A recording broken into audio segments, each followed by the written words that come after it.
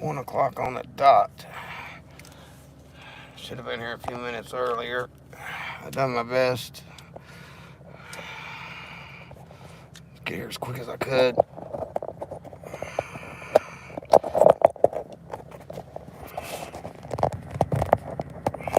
All right, folks, we are live at Evarts High School. I took my lunch break, so if any of y'all want to hit super chats, help make up for the money that I'm losing covering the story, that would be awesome. Anyway, we're gonna get in here and see what this is all about.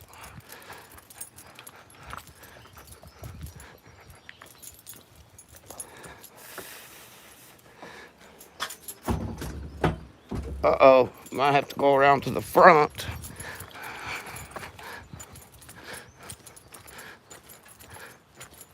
I thought we were supposed to come in at the gym. Yeah, down here. Okay. Let me flip this camera around where you guys can see what I'm seeing.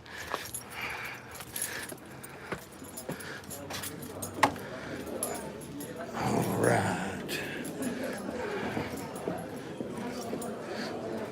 Try to get us a good seat. We got plenty of food.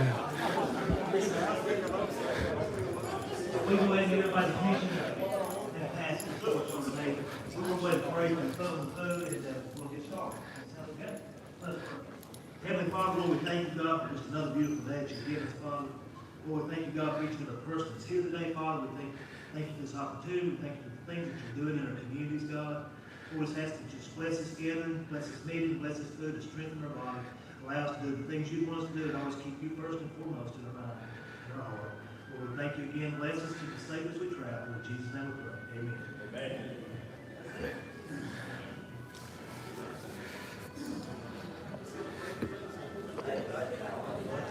Try to make sure everything's straight.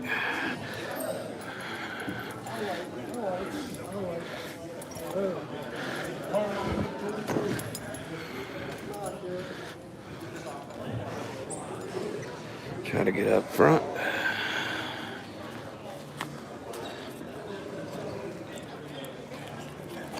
Show y'all the plans.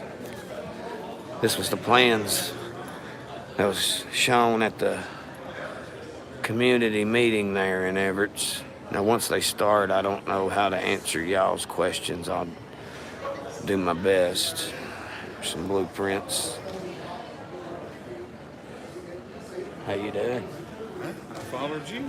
You followed me? Yes, sir. Now I can't get no internet for some reason. You can't get no internet. What's going on?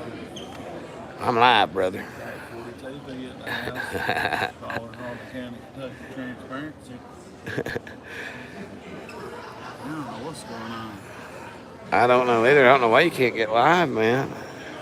I didn't expect you to be all the way up here. It's a big thing for the city, dude. We're going to have the most modernized city in the county when they're done. They got to bury all the utilities and everything.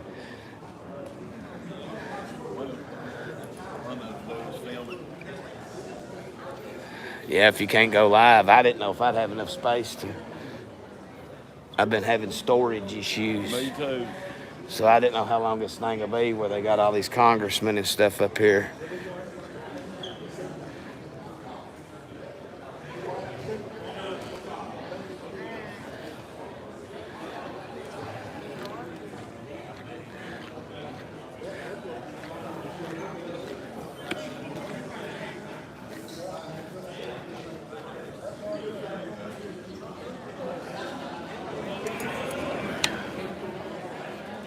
You seen the mayor?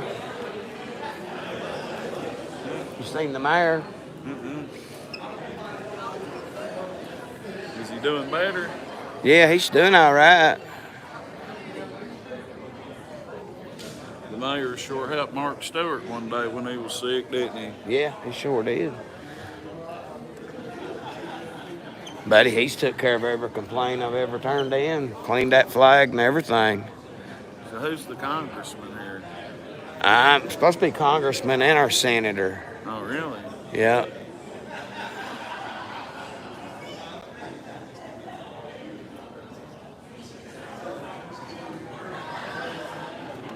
That's what Bennydale said anyway. Well, That's him right there, Mr. Bennydale Coleman.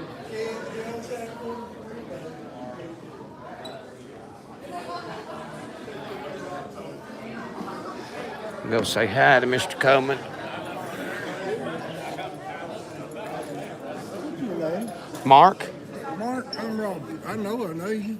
You know, You go to Mark. school here? Yeah, yeah, yeah. What's Early your last 90s. name? Stuart, how you doing, Bennydale? hey, Mark. My name's Robert. Robert Smith. I'm Kenneth from Sturts. From up South Branch. Probably some of my people.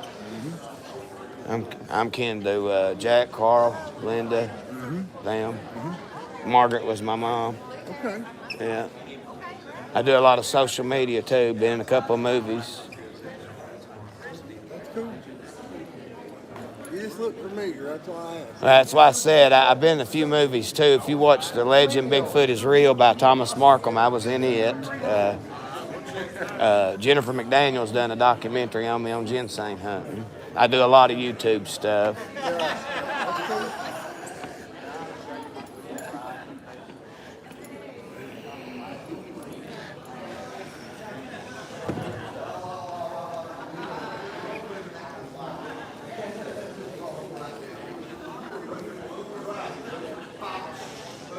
Cameras everywhere.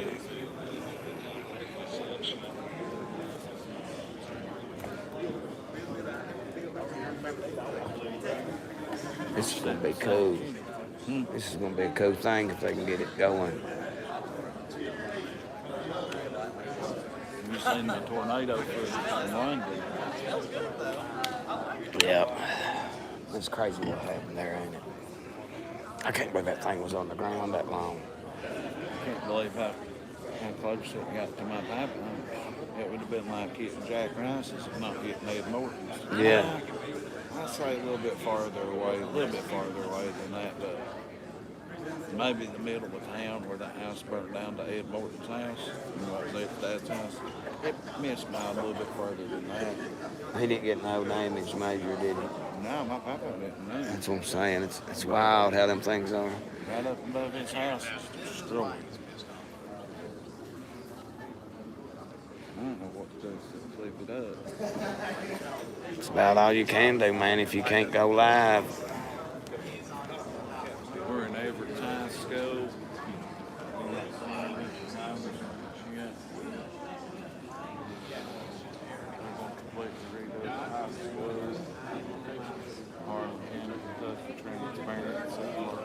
So back to his channel, he's live. Got all kinds of foods, people, Josh Shanks' mama, everybody here, more's coming. And this is Ernie Shields' Well, where's Ernie? He's running for governor. But he had to go to his parole officer at 2 o'clock. You tell me. I'll vote for Andy before I vote for him. I feel you. Openly HIV packing felony governor. There's 32 up there. Ryan Curtis. Buddy, I honestly don't remember. I ain't been in this building since 93, maybe 94. Now, yeah, there's another gym down right down the highway, ain't there? A big one. No. This is the gym they play high school basketball. Yeah, this is our gym, man. They're the bleachers, yeah. I watched Smoky Mountain Wrestling in here, but I was thinking there was another gym down there, too. So they had all the fans on both sides from man, these games, basketball games, was crazy in the 90s. Yeah, this was the gym for now. There's a junior high gym, I think. Now it ain't bigger than this. It's just newer. Maybe they had the Evarts people setting up here. They had bleachers that they would bring in and mock up over there. Right. on that stage. I don't know how many basketball games I've watched up here, but the atmosphere in Evarts for sports is crazy. Yep. Wildcat's still on the wall.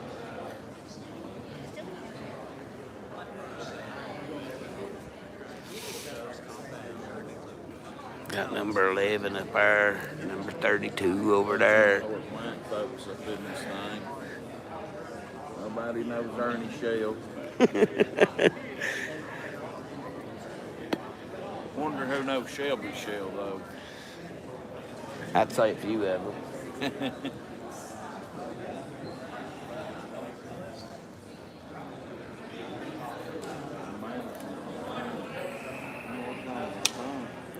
That don't make no sense considering the damn internet building right behind the high school here. I mean,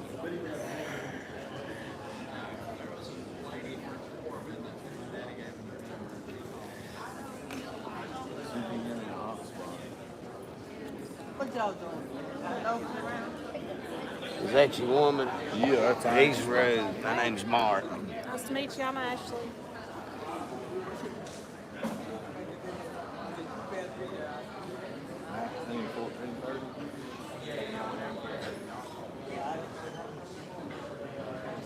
Where I'm live, I don't want your information going out. I'm gonna look at these pictures in. He's crazy. What's going on, Mobile Mag? The future of Evarts.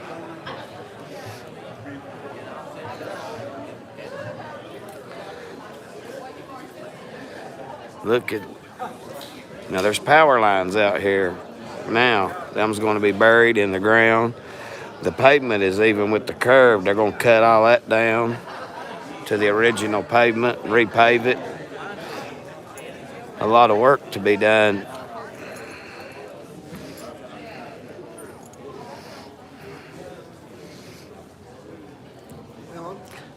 This place hasn't seen a graduating class, I think, in like 15, maybe 20 years.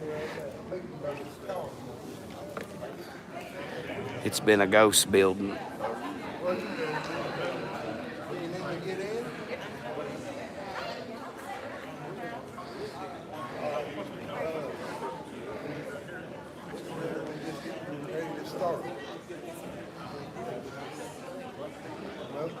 Come back later. I won't be long.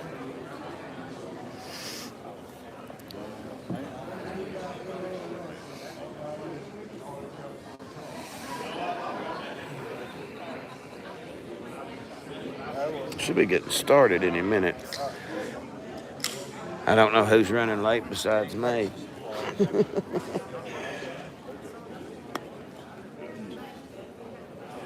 Dude, I don't know nothing about that crap, or I'd help you. Personalized spot.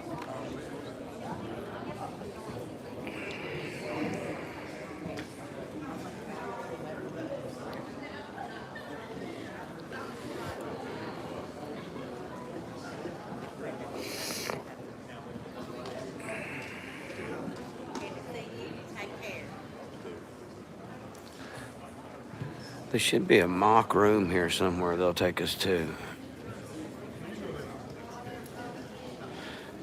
Should be set up like in one of these pictures, I guess.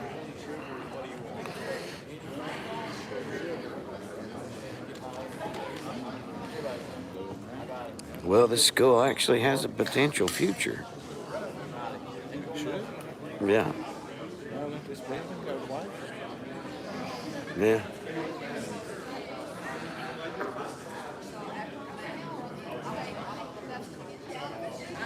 Well, I reckon the guy that owned Peabody Co. That got it inherited, his daddy took a bullet between the eyes up there at Black Mountain, the one that originally started Peabody Co. All this is coming from him. Yeah, the city's just got to do the outside work and bury them utilities and stuff. The way Benny Dell talked in that community meeting, it's pretty much just a blank check he's handing them to build this with. If they build the infrastructure to sustain it. You know, you can't have water, no water for 10 days and shit like that and run this building. He wants the road cut down to the original pavement and then repaved where the curve's actually there, you know.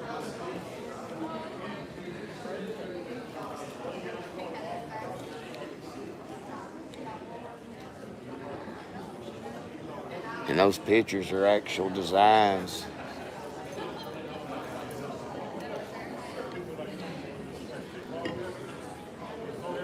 That's going to be the gym up there in the left-hand corner where we're sitting at now. It's gonna be cool. Actually, I'll show everybody that. This is possibilities. Like I said, here's the gymnasium right here. And this is the gymnasium now.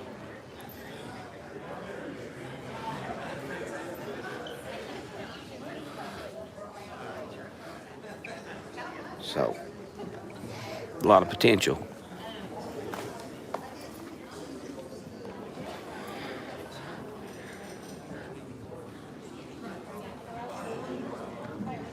Did you get it fixed?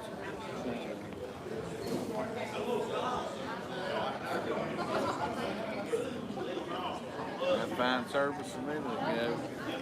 I don't see how you get no service. Yeah, got these for it. Cover nice. The phone thing was right behind the high school.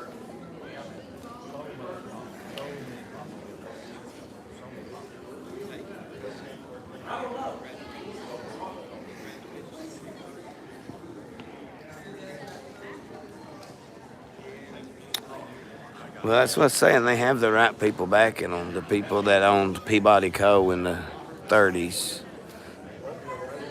in Harlan County. That family wants to give back to this community.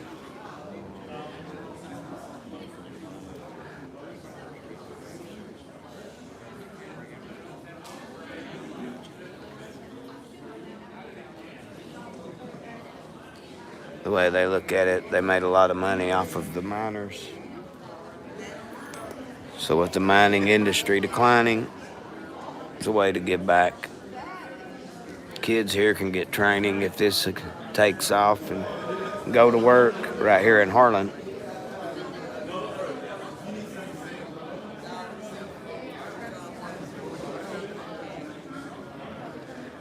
I'm sure they'll make it more clear, but from my understanding, if like Caterpillar puts something in here, then Caterpillar's going to build something for these kids where they don't have to leave Harlan.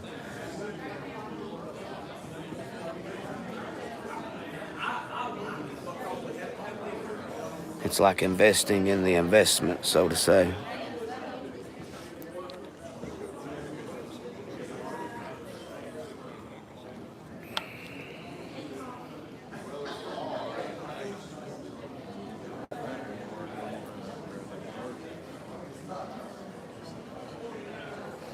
What's dangerous Dan?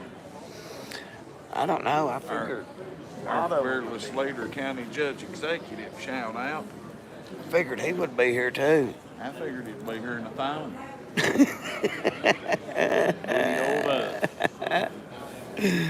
Old Diddy Dan. I don't see him. He still might pop in here.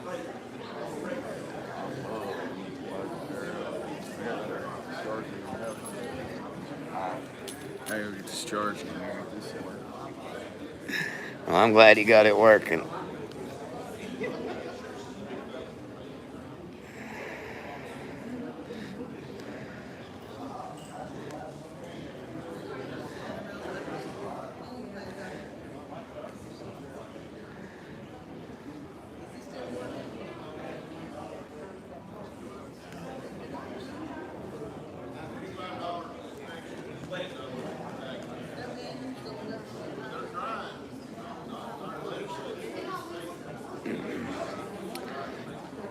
See.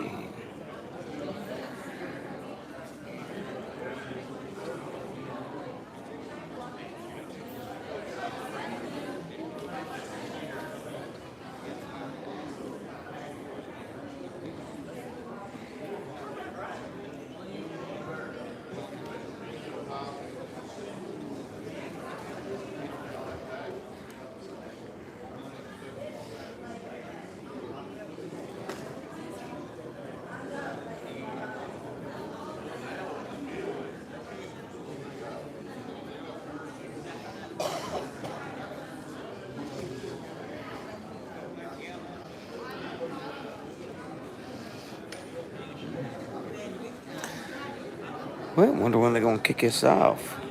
Done been here 20 minutes. And all we got's people eating.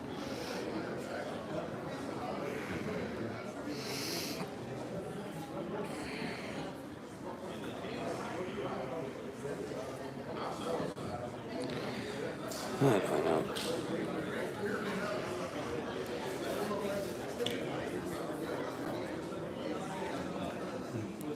You know, they tell you they're gonna start at 1 o'clock, but here it is 1:22. And still nobody behind the podium.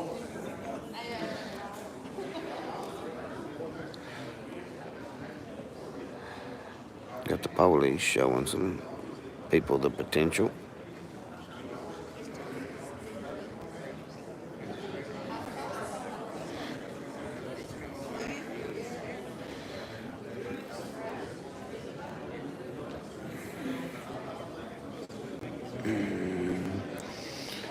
Mr. Coleman is back there talking.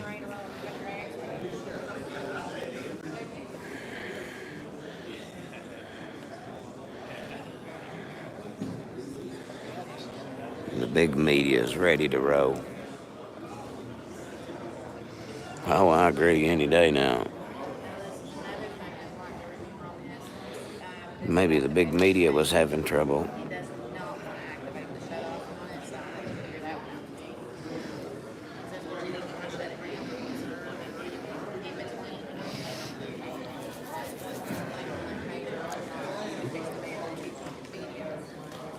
If you guys can see the gentleman back there standing up talking with the white hair, that is Mr. Benny Dale Coleman.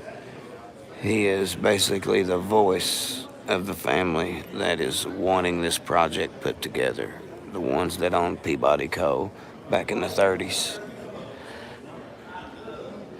If you go to the Evarts public meeting after this live stream, you will hear him talking about that.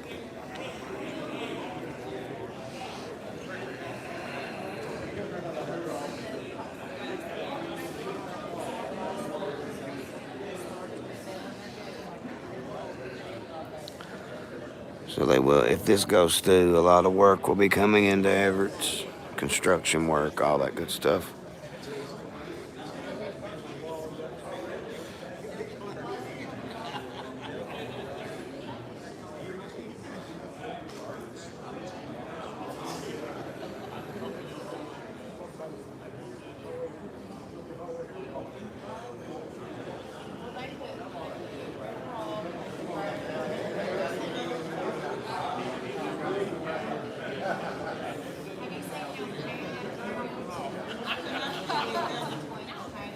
Looks like we're fixing to get started.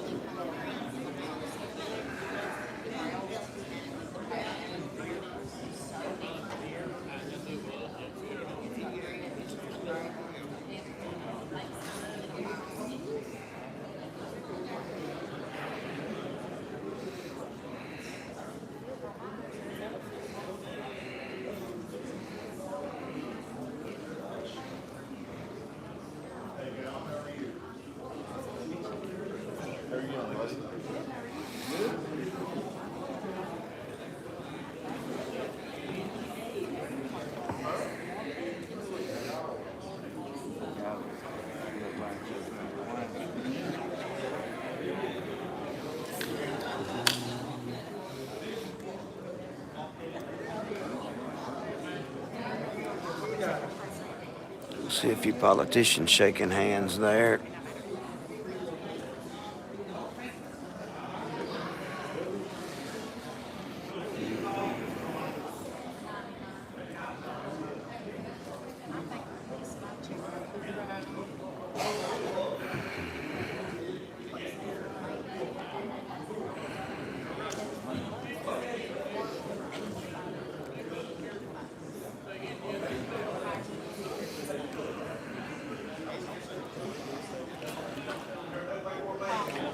See a guy back standing up with the hat on. Go tell him you seen a big fella around here. He's a big cryptology guy. His name's Justin. Oh, is that Justin, is that the Jennifer that does Yeah, stuff? That's who I thought that was. I tried to school her on some stuff. She would listen.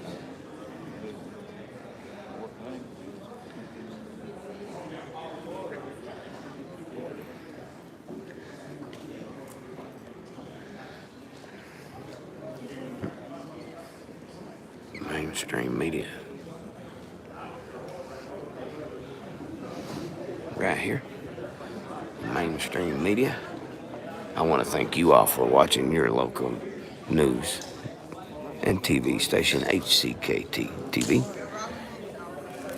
Thinking about changing it to Harlan County, Kentucky Television.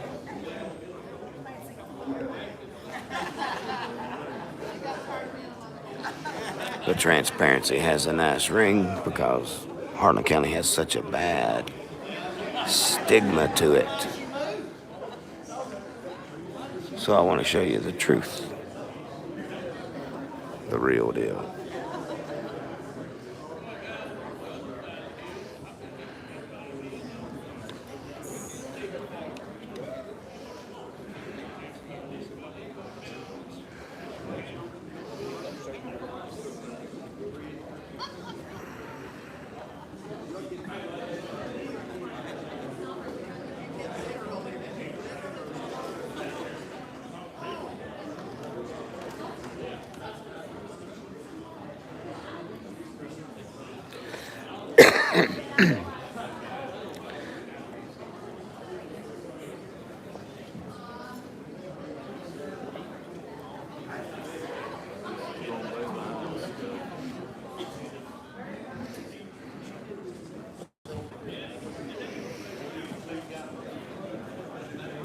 Calling it Hope High as far as I know. Hope high. Hope High. Let's hope they don't get that. Let's hope they get their shit together and build it. Yeah.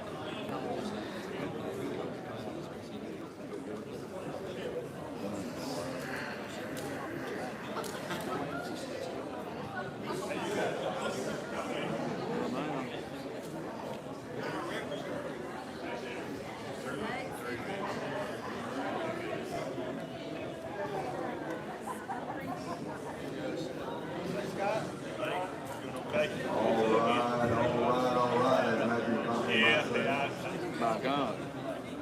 There's been a lot of great conversations going on. I really didn't want to start the program with all the, we were having more conversation out there in the audience than we could probably ever have with me standing up here. Breast egg, no. When you're making connections and you're sharing ideas, that's the whole purpose of us being here today. So I was hearing so many ideas being shared and so many thoughts being brought to light and just people having a communication, just talking as friends and as neighbors. Even if you're not a friend and neighbor, specifically here, if you're here today, you're now a friend and a neighbor. So welcome, you're honorary citizens now of District 2 and more importantly, Everett. I always love coming to District 2 in the Everett area because I get to use my famous tagline, which is, welcome, ladies and gentlemen, boys and girls, kids of all ages, and kids from Verda and ages, if you happen to be here today. So that's Dirty Birdie. full disclosure, I am 1/4 Jones from Jones's Creek. I only use that normally in bar fights and things of that nature, but if it's an issue today, I can take care of business, so you just let me know. Check the lock on We've got law enforcement here, thank goodness. You didn't hear Safe that. jail. So it's all right. But I would love, I'm grateful to welcome everyone here today. We have a great turnout. We've got a lot of this program is just packed full of information. So you're going to get some of the overviews of a lot of conversations, emails, phone calls that have been happening, I guess, over the last really 2 to 3 years and have been more frequent in the last 18 months and even more frequent in the last 6 months. There's really a lot of buzz about our region as a whole and more particularly about the spot you're standing in right now, the area that we have. They have done a great job, everyone involved, with keeping this school in the condition it's in. The lights on, the water working, things like that. We can talk for days about the number of facilities in the area and in the region that haven't had the kind of care that this place has. You may not see this as the Taj Mahal, but I promise you, I can take you to other places, you would come back and say, this is the Taj Mahal. This place is absolutely awesome and beautiful. The functionality of this, its location, really makes it a key component of what I consider our county, my county, and really in the region because of the proximity to Virginia and other places like that. We've always heard about, you gotta have an interstate. I can take you plenty of places that have plenty of interstates that have absolutely nothing going on. I think what we have here is more important than an interstate. I think what we have here is more important than what we would call a prime location. I think this can be a prime location. I think it is a prime location. I think we have things that you can't buy and you can't get in other places. We have the scenery here first. Oh my goodness, there's no more beautiful place on the planet than right here where we live, in this area. We have hospitality for days, months, for years. I mean, you will not walk down the street and they don't ignore you, they don't look down, they'll say, hello, how are you, who are you, what's going on? 11 Why are of the you here? What's state's happening?" highest peaks is in Harlan I County. think we have 10,000 tour guides in Harlan County, it seems like. You can't go anywhere without someone wanting to show you something, their grandpa's house, whatever it is. And so we have so many of these components that you can't buy, you can't teach, that is just what I call us. It's just us, it's just what we do, it's how we live. And you can't replicate that. I was made fun of for being too friendly when I lived in Cincinnati. I was like, well, I gotta get out of this place. I'm going back to the friendly folks that I grew up with, right? So, but what we're kind of focusing on today is something that is instrumental, very key, in my opinion, to what has to happen for us to move forward, collectively, especially. There's two things that have to be a component of anything that you do on this planet. And this is my opinion. Pride in what you're doing, and hope that what you're spending your time, effort, energy, and money on has the ability to really make a difference. So I think we've got plenty of pride. You can look around here on the walls, you can look at the trophy cases, you can talk to anyone in this room in any part of this county. We've got pride. Wow. More pride than we know what to do with it. Yes. Breaking news, DEA is at Saison Steakhouse in Harlan. They have it surrounded We're proud of our people, I'm we're on proud of my our way. heritage, we're Right proud now. of Right now. the ability to sustain. This is a tough place. If you grew up here, I think I was having the conversation just earlier that I'm on the that Frank for you. Sinatra song of New York, New York, you can make it there, you can make it anywhere. Believe me, New York's easy. If you can make it here, you can make Crack it anywhere. 40 TV is And that covering the gives us a breaking certain amount news. of, DEA has Saisons surrounded right one of now. the things that, when you were born originally, one of the, not exactly biblical, but close, when you were born, and you're born in a very desert type area, arid area, as you're born, they will take salt and rub on your skin to toughen your skin up, to get you acclimated to your surroundings, to your area, so that you're not tender. So when the sun hits you and different things hit you, you're already acclimated, you're already toughened up, you already have a certain amount of ability to weather the storm, as it is. When you grow up here, I guess you get salt rubbed on your skin. Coal dust, a whole lot of things around here, gravels and whatnot. But it makes you tough. You have a certain amount of, that just, again, you can't buy that. You can't be taught that. It's not in the classroom. It's something that you learn by growing up here. This is a tough place, but it is full of tough people, resilient people, people that have the ability to take nothing and make something, the ability to take something broken and fix it in a way that's ever been done. So when we circle back around to the hope and the pride, we have the pride. We have that. Reams and volumes of that. What we've not had as of late is hope. A lot of people just accepted the way things are, and that's the way they're going to be. I don't sign up for that. I'm not that person. And there's a room full of people here that are not those people either. You wouldn't be here if you felt like the same old was good enough and it was just going to continue on. So this is aptly named. This whole project has a beautiful moniker of Hope High. And there's about 50 different reasons that it's Hope High. But the part that I love, the part that I take in, the Hope High part of this is because, yes, it's a high school property. But it's hope. It's the ability to reimagine, to rethink ourselves, to take something that has always been this, but think of it completely outside of the box as to what it can be. And I think, I mentioned that I would probably say this, it's how do you eat an elephant? One bite at a time. This is a large facility. There's a lot of property here. And I think what you're going to hear some of today, and what we've had a lot of emails, phone conversations, and meetings about, is how do we take portions, pieces, parts of this elephant or this building and make them self-sustaining, make them work, make them fundable, make them part of the community as this place has always been, but in a whole different light.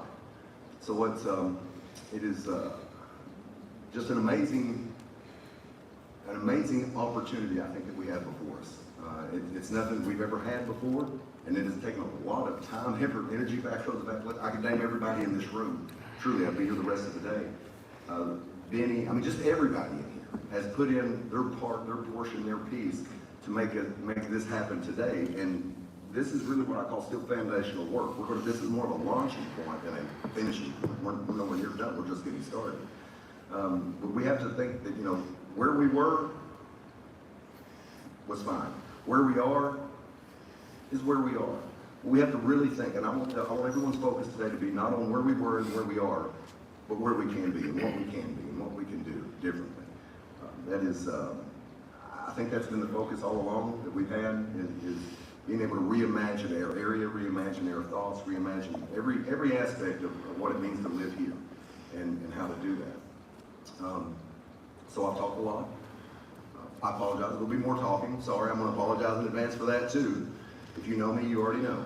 So I'm going to get right into our speakers and let them kind of share some of their vision and bring to the table kind of what they've got in their minds regionally. Some of these are going to be, as they say, 50,000 feet views, large overarching things, and then you're going to hear some things that are very much where the rubber meets the road right here as well. But all of these parts have to come together like a giant jigsaw puzzle in order to make one big, beautiful picture. But we do have to take it piece by piece and find out exactly what fits and how it works and how it all goes together. But I'm overwhelmed with joy to be able to introduce our first speaker. She is the newly elected college president here for the KCTCS system in Southeast Kentucky. How many campuses is it? 5 campuses? 6. See, I missed one in there somewhere. I did not know Dr. Lee Harrison 3 years ago. In a couple of years, we have had more conversation than she probably even cares to think about, I would say, at this point. But she is someone that is not necessarily from our community, but similar communities. But she calls this place home. This is home to her. She had a much easier life and a much easier path other places, and she chose to come here and be with us and take all of her wealth of knowledge, all of her experiences, and see how it would fit in their community. It's going to fit wonderfully, I promise you. If you want to come up, I'm going to read your bio as you come this way. Dr. Andrea Lee Harrison was recently named as the next president of Southeast Community and Technical College. That'll be effective July 1st. That's coming right up. She's been at the college for over years, the Chief Advancement Officer and Executive Director of the Foundation. Prior to joining KCTC, Dr. Harrison spent over 2 decades at Milligan University in Northeast Tennessee, over in the Johnson City area, as Vice President for Enrollment Marketing and as a faculty member in Communications. She also served as Vice President for Partner Services at Clark Higher Ed, where she supported enrollment and marketing strategies for colleges and universities across multiple states. That was really a good job. And she gave that up too. Dr. Harrison is passionate advocate for the Appalachian region and has served on various community boards and has been involved in regional workforce and economic development efforts, both in East Tennessee and now in Southeast Kentucky. Currently serves on the Benham Schoolhouse Inn Board, One Harlan County Board, Harlan Cub Scout Pack 149, which you may have the most passionate about, and volunteering roles with Tri-City Main Street, Southeast Kentucky Hiking Club, and I could just go on and on. She's involved in everything. Everywhere I'm at, she's at. It is great to have someone like that in their community. She has a bachelor's and master's degree in communications and a doctorate degree in higher education leadership. Dr. Harrison and her family, or Lee, and her family live in Cumberland, Kentucky. Her husband Jeff is a lifelong resident of Harlan County, and if you get an opportunity to meet her son, by all means, do it. He is awesome. You have to meet him. He is absolutely. But without further ado, Lee Harrison. Yes, my son Blake is 7 years old. He is the star of the show. He thinks he is the most popular kid in Cumberland and probably soon to be Harlan County. He's self-proclaimed that. So yeah, he joy. Well, thank you all, and good afternoon, and thank you for having me, and thank you for all the folks, and especially those of you that went to school here. If you went to school right here, can you raise your hand or stand up? Just raise your hand. Yeah. Thank you all very much for what you've given, and obviously you still have a passion for this community and for this institution, and for the facility building and what perhaps we can continue to do for the future. So I thank you for that.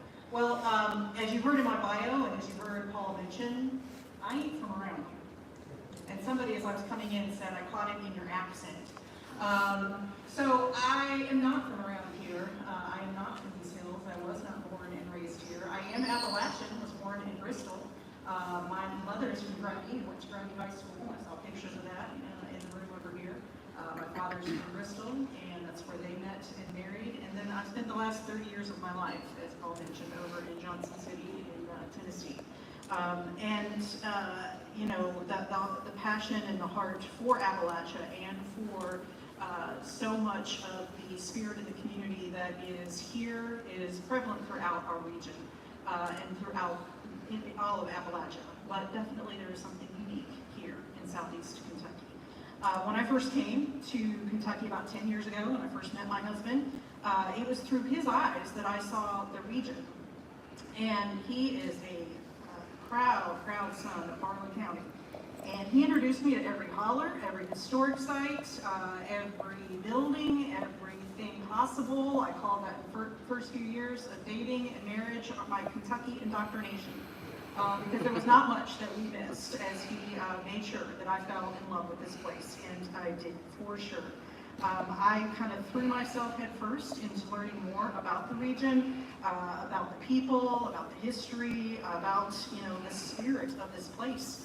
And Paul mentioned some things I gave up in my life, but I have gained so much more in choosing to be here. I came with, not with answers, but with humility to learn.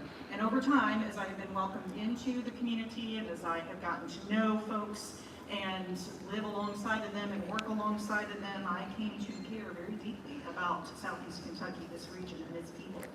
I've listened, I've learned, I've built relationships here, and one thing has become incredibly clear. The future is bright for Southeast Kentucky.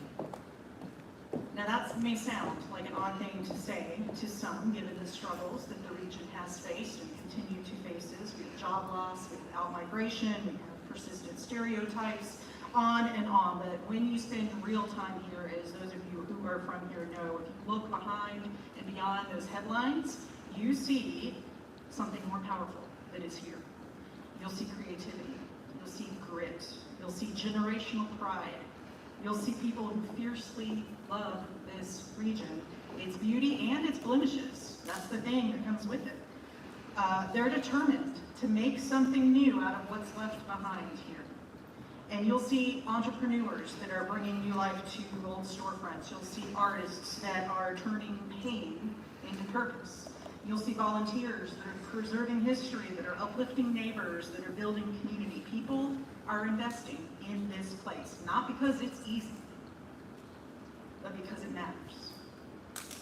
I've seen people, including myself, step up to lead. Not because anyone told us to, in fact, probably told us the opposite, but because we care, because we believe. And belief is what and where change occurs. It's where it begins. And yet, the very spirit of what has kept this region alive for generations is at times holding us back. And we need to name it before we go forward. We need to name some of those things, identify it, of what is limiting the future. And some of what's limiting our future is us.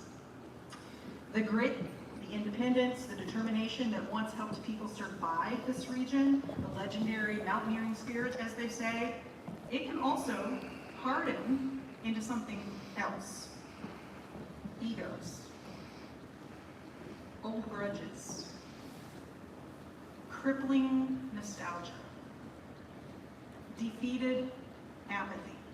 Not just apathy because you cared very much, but you've been defeated over many, many years. What once kept us strong can now keep us divided. These forces are subtle, but they're powerful. They show up when we say, I just don't think that'll ever work here. When we shut down new ideas before they even get off the ground. When we let old wounds fester and allow that fear to stall our progress. And I understand why, a glimpse of why. I don't pretend to have grown up here and know it firsthand. But I can see it, and I can learn about it. I spent 18 hours, and nothing compared to the years that you all have spent. But I spent 18 hours listening to Night Comes to the Cumberlands by Harry Cobble, as I was one of many books and one of many things I have been trying to do to better understand the region and learn. And I can better catch a glimpse and understand the heartbreak, the abandonment, the loss that you all have experienced here in this region. And it's tempting to hold on tightly to what used to be because risking hope is hard. But we cannot let the past dictate the future, and we cannot let those thoughts and keep looking backward if we want to move forward.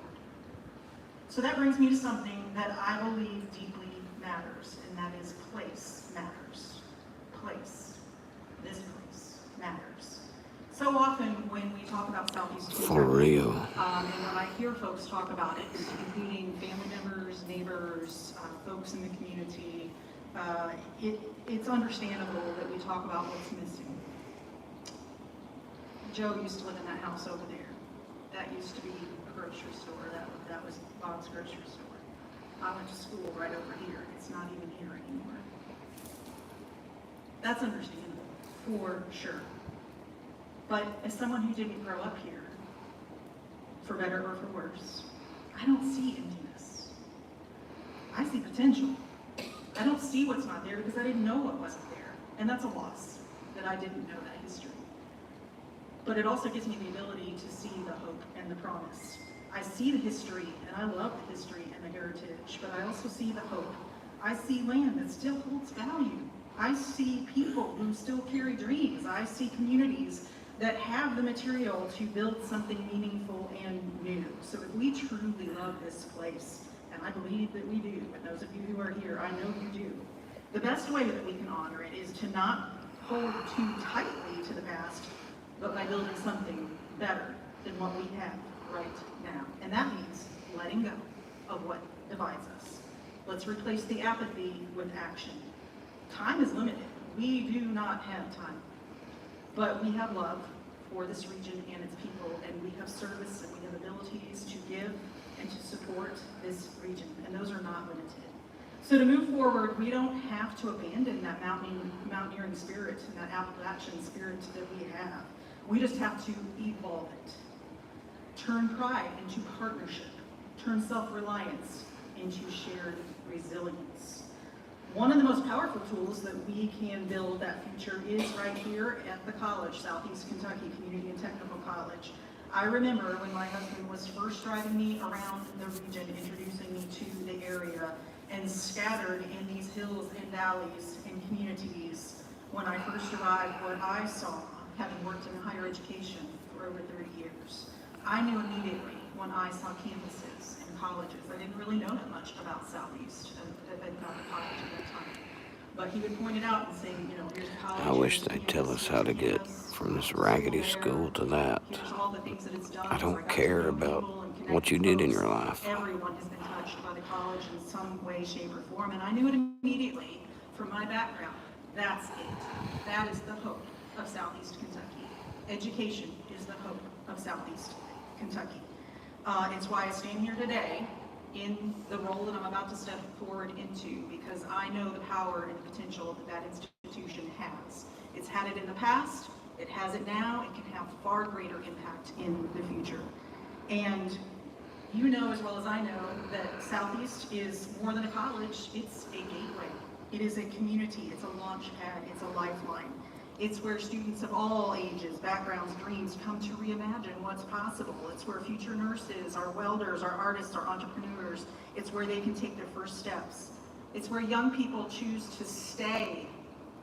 My husband's 53, 54, and one of the things I asked him early on as I got to know him in this region is, I love all of these people I'm meeting, family, friends, just salt of the earth people. But where are your friends? Where are your classmates? They're in Lexington, they're in Louisville, they're, in Tennessee. They're not here, they don't live here anymore. Let's find reasons and give them reasons to stay and help them stay here. Let's give them let's not just serve them, but let's empower them to stay. Every program, every partnership that we have at the college, every effort is a building block to the future. We want to be part of that. We want to be a bigger part of that than we have been. So I hope to be having lots of conversations and lots of connections with all of our communities within the entire Southeast Kentucky Florida. Because our mission at Southeast is very simple. It's to help the people of this region have a better tomorrow than today. A better tomorrow than today. We want to ensure that this place is seen, valued, respected, that you are seen, that you are valued, that you are respected, and not just here, but everywhere in the region. And that is important anywhere in the world. People want to have a better tomorrow than today. But nowhere is that more important than what I see right here in Southeast Kentucky. And I know that's a mission that every single one of you that's here today has as well. Let's help the people of the region have a better tomorrow than today. Something's happening here in Southeast Kentucky. It's happening. It's why we're here. There's a buzz, there's an excitement. I'm already in lots of meetings and community groups and conversations. And in all of them, I hear this excitement and this buzz and this hope for something better, a better tomorrow than today. Now, it's not always flashy, it's not always fast, but it's real. Because communities are coming together, towns are rediscovering themselves, tourism, arts, agriculture, innovation, new leaders are emerging, old traditions are finding new life and good for it. People are choosing to believe again. And belief matters. We have to believe in each other. We have to believe that it's possible. And that requires us to let go of what divides us, to lean into what can unite us, to stop asking who's to blame and start asking what can I do. That means supporting our educators, supporting our schools, supporting our young people, investing in our communities and listening to our neighbors and showing up even when it's hard. I didn't come to Southeast Kentucky thinking I could fix anything. My husband quickly put that to me as a local. He reminded me, leave your Messiah complex on the other side of Black Mountain. We need people that are willing to live here among us, that are willing to work and serve here among us. This region doesn't need saving. We need partners. We need supporters. We need builders. We need people who listen first and walk beside and not ahead of us. And that is my goal, is to walk beside and with. Southeast Kentucky doesn't need heroes. We need champions, collaborators, believers, people who will bet on this place. And I'm proud to be one of those people. I'm proud to make the choice to be here. So no, I didn't grow up here, but I am here now. And I believe in this place. I call it home now. And I believe our future is not behind us. I believe that it's rising right now. It's in the classrooms, it's in the storefronts, in our nonprofits, it's in bold ideas and healed relationships. So we need to rise together. Let's honor our past, but not be bound by it. Let's write a new story. One that's rooted in the pride, but powered in partnership, driven by love for this incredible place that we all call home. Because Southeast Kentucky isn't a place that's been forgotten. It's a place being reborn. And together we can build a future as strong and beautiful as the mountains that surround us. So let's keep showing up. Let's keep proving what we already know. That Southeast Kentucky has a great future. It's ours to create it. Thank you all very much. Finally. If you want to know why I have so many conversations with Lee, I think that just answered every question that you could possibly have. If I ever did that 21andMe or whatever that DNA test is, I'm pretty certain we're related somehow. There has to be something. And God pray for her if that's the case. I mean, just help her out. we are absolutely on the same page, and it has been a pleasure to get to know her. It has been a pleasure to have conversation after conversation with her. A true pleasure. She is a bright and shining star, and as she said, she's one of us. She's not one of them. She's one of us, and she truly is. Just kind of, so she's kind of giving you a larger overview. We've had so many conversations about how to start to reinvent what's known as higher education here, and it starts not by saying, oh, you can do a 40-year or something. We've talked about having a 1-hour class, a 1-day class, a 2-day class, a 3-day class, a 1-week class. Those are the kind of things that can be anywhere. They don't have to be absolutely positively on the campus of Harlan, the campus of Mossburg, the campus in Cumberland. Those can be satellite or remote, and that's a lot of what the discussion has been about places just like this. We can bring education. You don't have to say, well, I have to drive. Gosh, that's an hour's drive. Well, no, it can be 5 minutes from your house. We actually have some fine folks from the Community Action Agency here today. They have transportation available for work, for job, for education, for so many. There are so many. We have all the pieces here. We have all the pieces here. We just have to align them in the way that they need to be fashioned together to make this work. And Lee said how excited she is. I might be even more excited than she is. I don't know. It's kind of I'm trying to calm it down today, but it is amazing to see kind of the direction we're moving in collectively. Thank you so much, Lee. Thank you so much for your vision, for your thoughts, and for being us, not them, us. Thanks for being us. And she didn't tell us what she was or Another anything, her role or Fine nothing. person that I've not had as much conversation with as I have Lee, but we have had some conversations.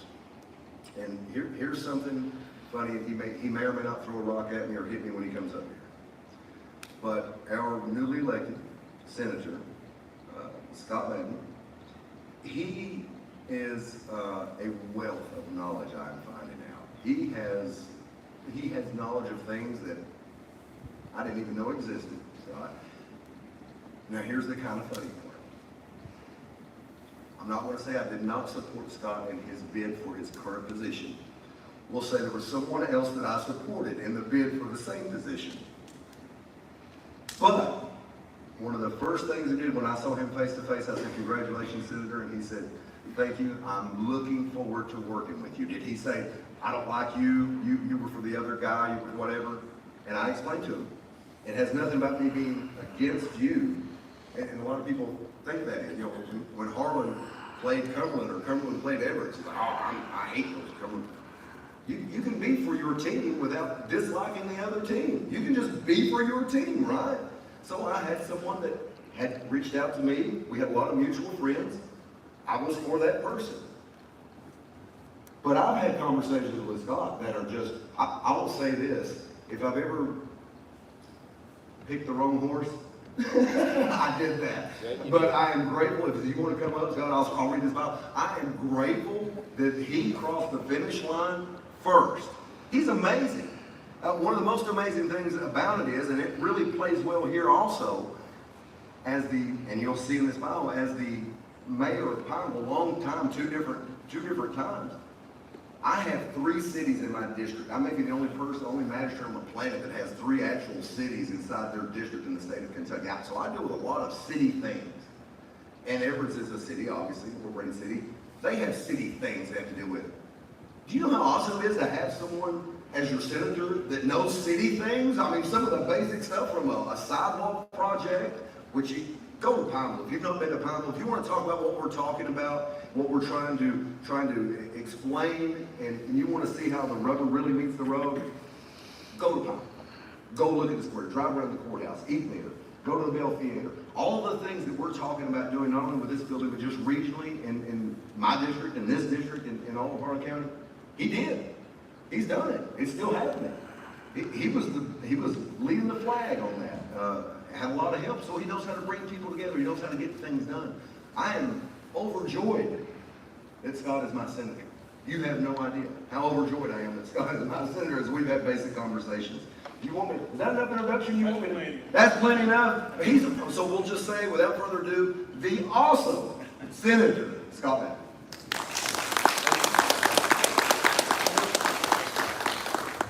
I did give Paul a pass that he didn't support me because he was the only elected official in Harlan County that was against me.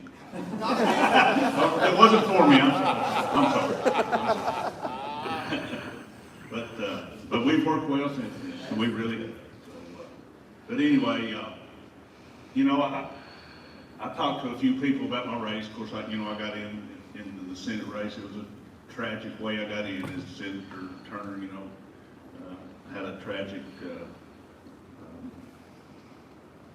accident, and of course I was chosen to run. And it was an 11-day race, and I'm not going to get into all that. Most of you know about that. And anyway, I'm your senator now, and I'm glad to be. But I want to talk a little bit about, he talked about you got to have a little pride.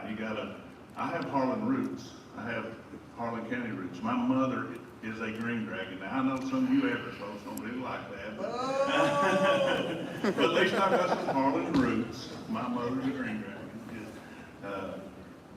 But now I've got some Evarts roots. All right. Freddie Hunter and Coach Hunter.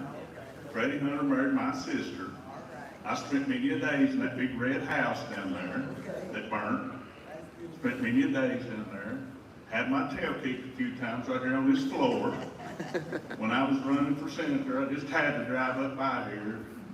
Just nostalgia. I had to come up here and see this gym and drive over by that football field where Coach Hunter kicked my tail many a time. So I do have ties to Harlan County, and I do believe that you do have to really, I've worked on a lot of projects in my life, but when you do have personal feelings about a place, and I do, and when I come up here, I don't drive up to Everett, I don't look over, and it bothers me. I spoke about it a while ago when I see Coach Hunter's house gone. It was there forever, and I spent a lot of time there, and Freddie wear me out talking about Everett football. I mean, it wasn't nothing like Everett football with Freddie Hunter. So I tell you that just to tell you, I do have a lot of ties in the community, and I would like to see this area do good, and I'm all in, and I do have knowledge of how to do things, and I'll be glad to talk about some of the things we did in Pineville. When this lady sitting right here who used to be over the Department of Local Government, I'll tell you about being in Louisville one day at a governor's conference, chasing her to her room, said, hey, we need to meet. She said, well, Scott, I got to get to this meeting. And she said, well, come on into my room. And we sit down at a table and discussed her project. So, I mean, if you want to get your projects done, you have to stay after it. And Sandy sit down in her room, and we sit down and talk about the project. So, Well, no, there was a large group in there. well, yeah, we weren't there by ourselves. Jacob was there too. So. Yeah, I should have prefaced it. My point was, you got to do, to get your projects done, you got to do what you got to do. Sorry, Sid. It was a big mistake. Sorry, Sid. Big table, yeah, it was a big table. But anyway, one of the first things I did in Pineville, we got an ARC mini grant, and we did what you're all doing. We got a group of people together, and we went over different sections in the town and asked people what they wanted. What would they like to see? People said, we need a laundromat. I'd like to see a bakery. I'd like to, just told us different things they'd like to see. And the first thing, and I back up even a little bit before that. I was chairman of Main Street, had no intentions of running for mayor. Had been mayor in the '80s and was perfectly fine doing that, and was trying to fix our town. And I'm in the insurance business. I was up on the second floor, and I'd look out the window, and I think we had maybe 2 or 3 businesses that were open, and everything else, windows were busted out. When it rained, the water would run out in the streets, and the only thing we didn't have was tumbleweeds running down the street. That's the only thing we didn't have, and it was bad. And every time I tried to do something, I was chairman of the Main Street Board. I got met with resistance, and I got aggravated and frustrated. And I had kids in high school, and I wanted them to stay. I wanted my kids to have an opportunity to stay in my hometown, and so I thought, and I was friends with the mayor. her husband was a doctor, her husband was chairman of the Republican Party, been lifelong friends with them. So I ran against her, and I defeated her. And my whole purpose was to redo our downtown. And I'll say this right now, when you start this project, there's gonna be heartache, there's gonna be times you're gonna be discouraged, you're gonna wanna give up. But if you're all in and you're from here and it's pride, like he's talking about, you won't give up. You'll keep fighting. I got hit with COVID right in the middle of mine. We got ready to do it right at the end a couple of years ago, and what happened to all the prices and everything after COVID, my project was estimated at this, and it come in at $2.5 million over, you know, and I was so frustrated and aggravated, and went back to the legislature, and they helped me, you know, to get some additional money. So you're gonna, along the way, you're gonna hit some bumps in the road, but stay the course, you know, work with your legislature, work with your fiscal court, work with your county judge, work with Sandy and the people that are leading you in this thing. Congressman Rogers, you won't find any better people to work with. Stay the course.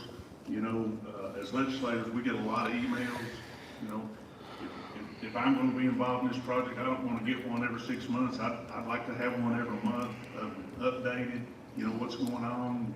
I used to tell my Main Street director, you know, celebrate your victories, no matter how small or how big. I don't care if you know, if we painted something or we put new windows in, or, you know, let the community know what you're doing. You know, let people keep them informed, and, you know, that you're making progress, and continue to you know, let them see things that are happening. I was sitting out there just now looking at this and this stage and this venue right here. You know, first thing I did was I bought our old theater. It hadn't had anything done to it since the 1977 flood. When we bought it, it had probably 4 foot of mud in it. We bought it, invested over $500,000. And I mean, I knew we weren't going to be able to show movies, you know, compete with the movie theaters, but they use it for everything. We show Kentucky ball games. Now, you can't charge, you know, people to come in, but we got permission from the University of Kentucky. You know, people can come in and watch a Kentucky game. We'd show during ACC tournaments, or we'd show big games or whatever, for the community to come in, have what you all got over there. Everybody bring something to eat, you know, have a big time. Super Bowl, we have Super Bowl parties. We rent it. We get $150 for 2 hours for them to come in to birthday parties. We've had people come in from out of town, have funerals. Got a big screen they'll put up, you know, you can show things. During all the holidays, we show movies, you know, for Halloween, Easter, and all that stuff. We'll have free movies for the kids and people to come in. Same thing you could do right here. You could do the same thing right here that we did in Bible. So when we bought that, and we redid it, and we did it right back to the original decor. We had some old pictures. We took the seats out. We didn't replace them. We found the material and sent them to Atlanta and had them redone. And it had 3 office spaces in it, and we redid the office space, and I think we get around $1,700 or $1,800 a month out of office space, and I turned that over and gave that money to Main Street. That is in their budget to do programs and things with, you know, that they do concerts and different things with. So that's kind of how we kind of got started.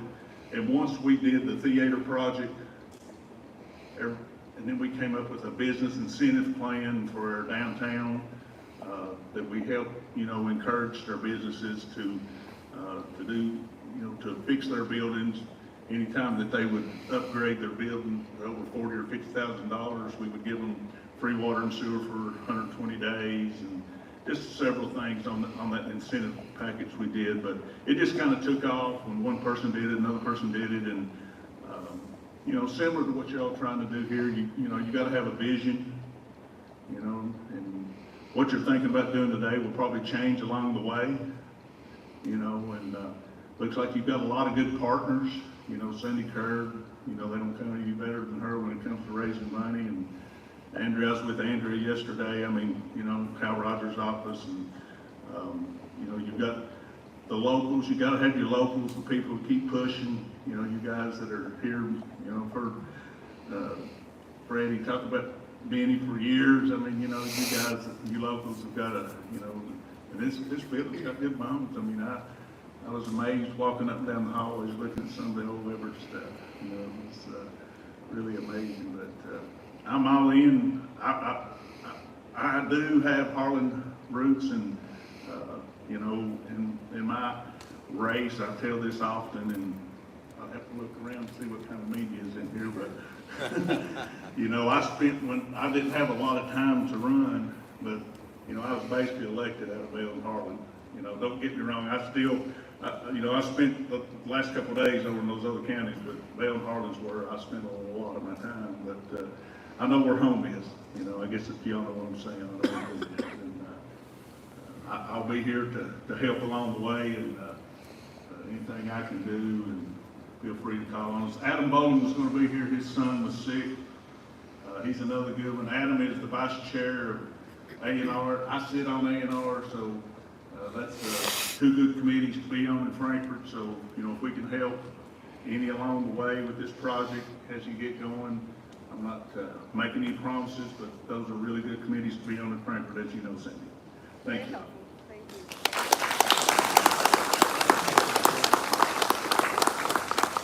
That's what I was talking about. When we talk about blueprints, you look at some of the blueprints, you'll see a lot of things around here. He lived with the blueprint. He started from nothing and put the blueprint together and made Pineville just an amazing place. I mean, when you go there, you don't know if you're not in New York City or somewhere else. I mean, it is truly remarkable what they have done down there. And yes, he faced every single challenge. I couldn't remember I knew it was over $2 million in material changes from when you started the plan and when COVID hit and then everything went crazy because it was a lot of that was with water and wastewater. They were redoing every square inch and burying utilities and doing all that down there.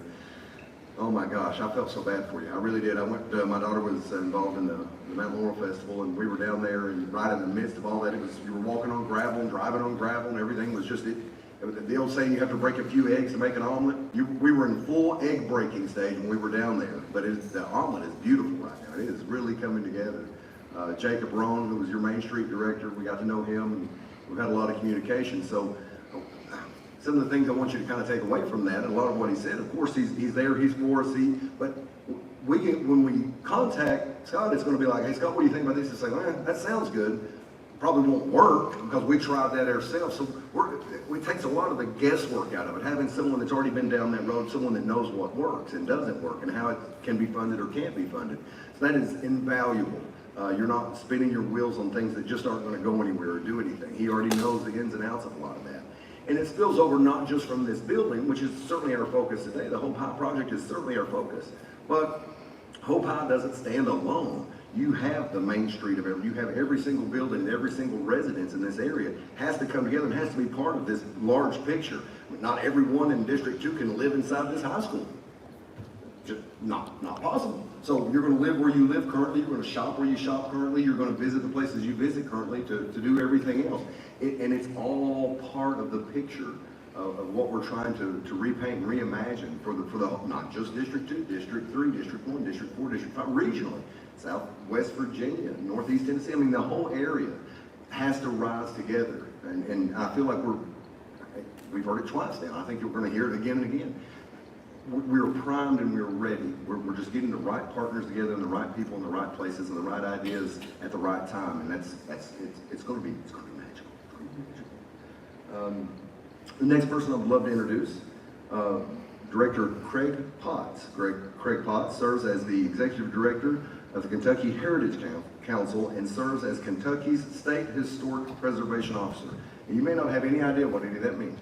He's going to let you know what some of it means. What I want to tell you is it's hugely important when you're working with places that are what we have here infrastructure-wise, buildings and things of that nature. You have to have this input. You have to have everything from his office and from his perspective in order to make funding happen.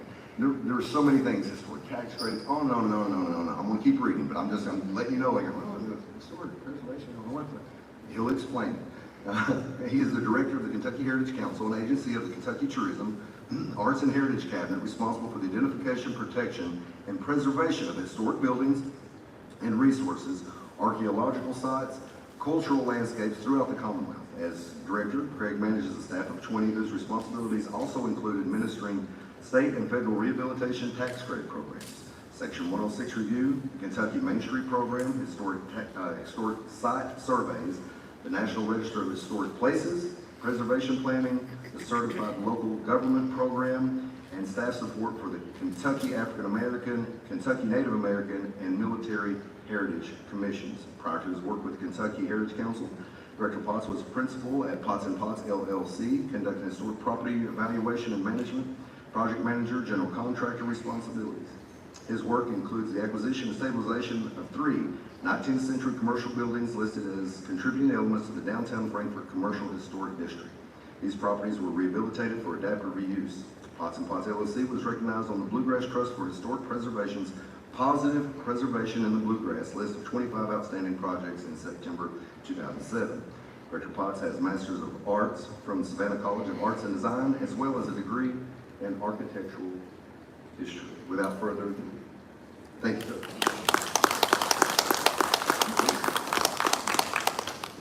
Okay, so I gave them like 2 sentences. I don't know where they found that bio. That was way more than was necessary. Thank you very much. That was a very, very kind introduction. So as he mentioned, I'm the director of the Kentucky Heritage Council. We serve as the State Historic Preservation Office. Some of our responsibilities are mandated by state and federal law.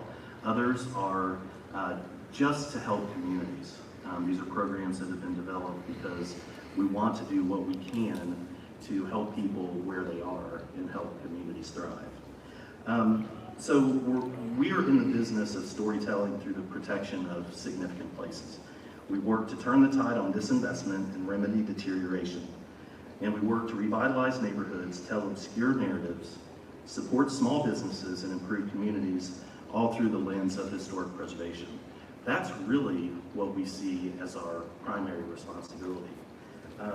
So some of the main programs that we administer are going to be directly related to the kind of work that you want to do here. One of those is the National Register of Historic Places. That is a program administered by the National Park Service. However, our agency serves as a gatekeeper for Kentucky. There are lots of properties, certainly within eastern Kentucky, but within this region that are listed on the National Register, and thereby have access to certain incentives and certain opportunities that properties that are not eligible on the register can't access. We also administer the statewide Main Street program. Pineville is, I think, like a poster child of the statewide Main Street program and what can be accomplished. It's a self-help program. Our primary responsibility is to provide consistency across communities and a network to where they can work together and learn from one another and help each other thrive. And I can't tell you how many times Senator Maiden and Jacob Roan and others have spoken at conferences and workshops to inspire other Main Street programs. The third one is the historic rehabilitation tax credits. This is going to be, I think, significant for this project in particular, but it could be significant far beyond that. We have $100 million a year. That is a lot of money. The state legislature recently increased the amount from $5 million a year available statewide to $100 million a year because the return on investment is so good. We are leveraging about $500 million in investment each year across Kentucky with $100 million in incentives. Those incentives pay themselves back in about 4 years. So this is a really good deal for Kentucky. In order not to take too much time, I want to really kind of drill down on what I can tell you today that is going to be most helpful. So why don't we kind of look at the big picture first? what's going on in the region. You look at some of your other communities in Harlan County, you look at Harlan, you look at Tri-Cities. They have historic districts. They have properties listed on the National Register, and they're utilizing these incentives that I just talked about. You look a little further afield. You look at Bell County. You look at places like Pineville. You look even a little further out. Look at Pikeville. Pikeville has done amazing things with their historic downtown. And you look at tiny places like Wayland. Are you all familiar with Wayland? Wayland is smaller, I believe, than Evarts.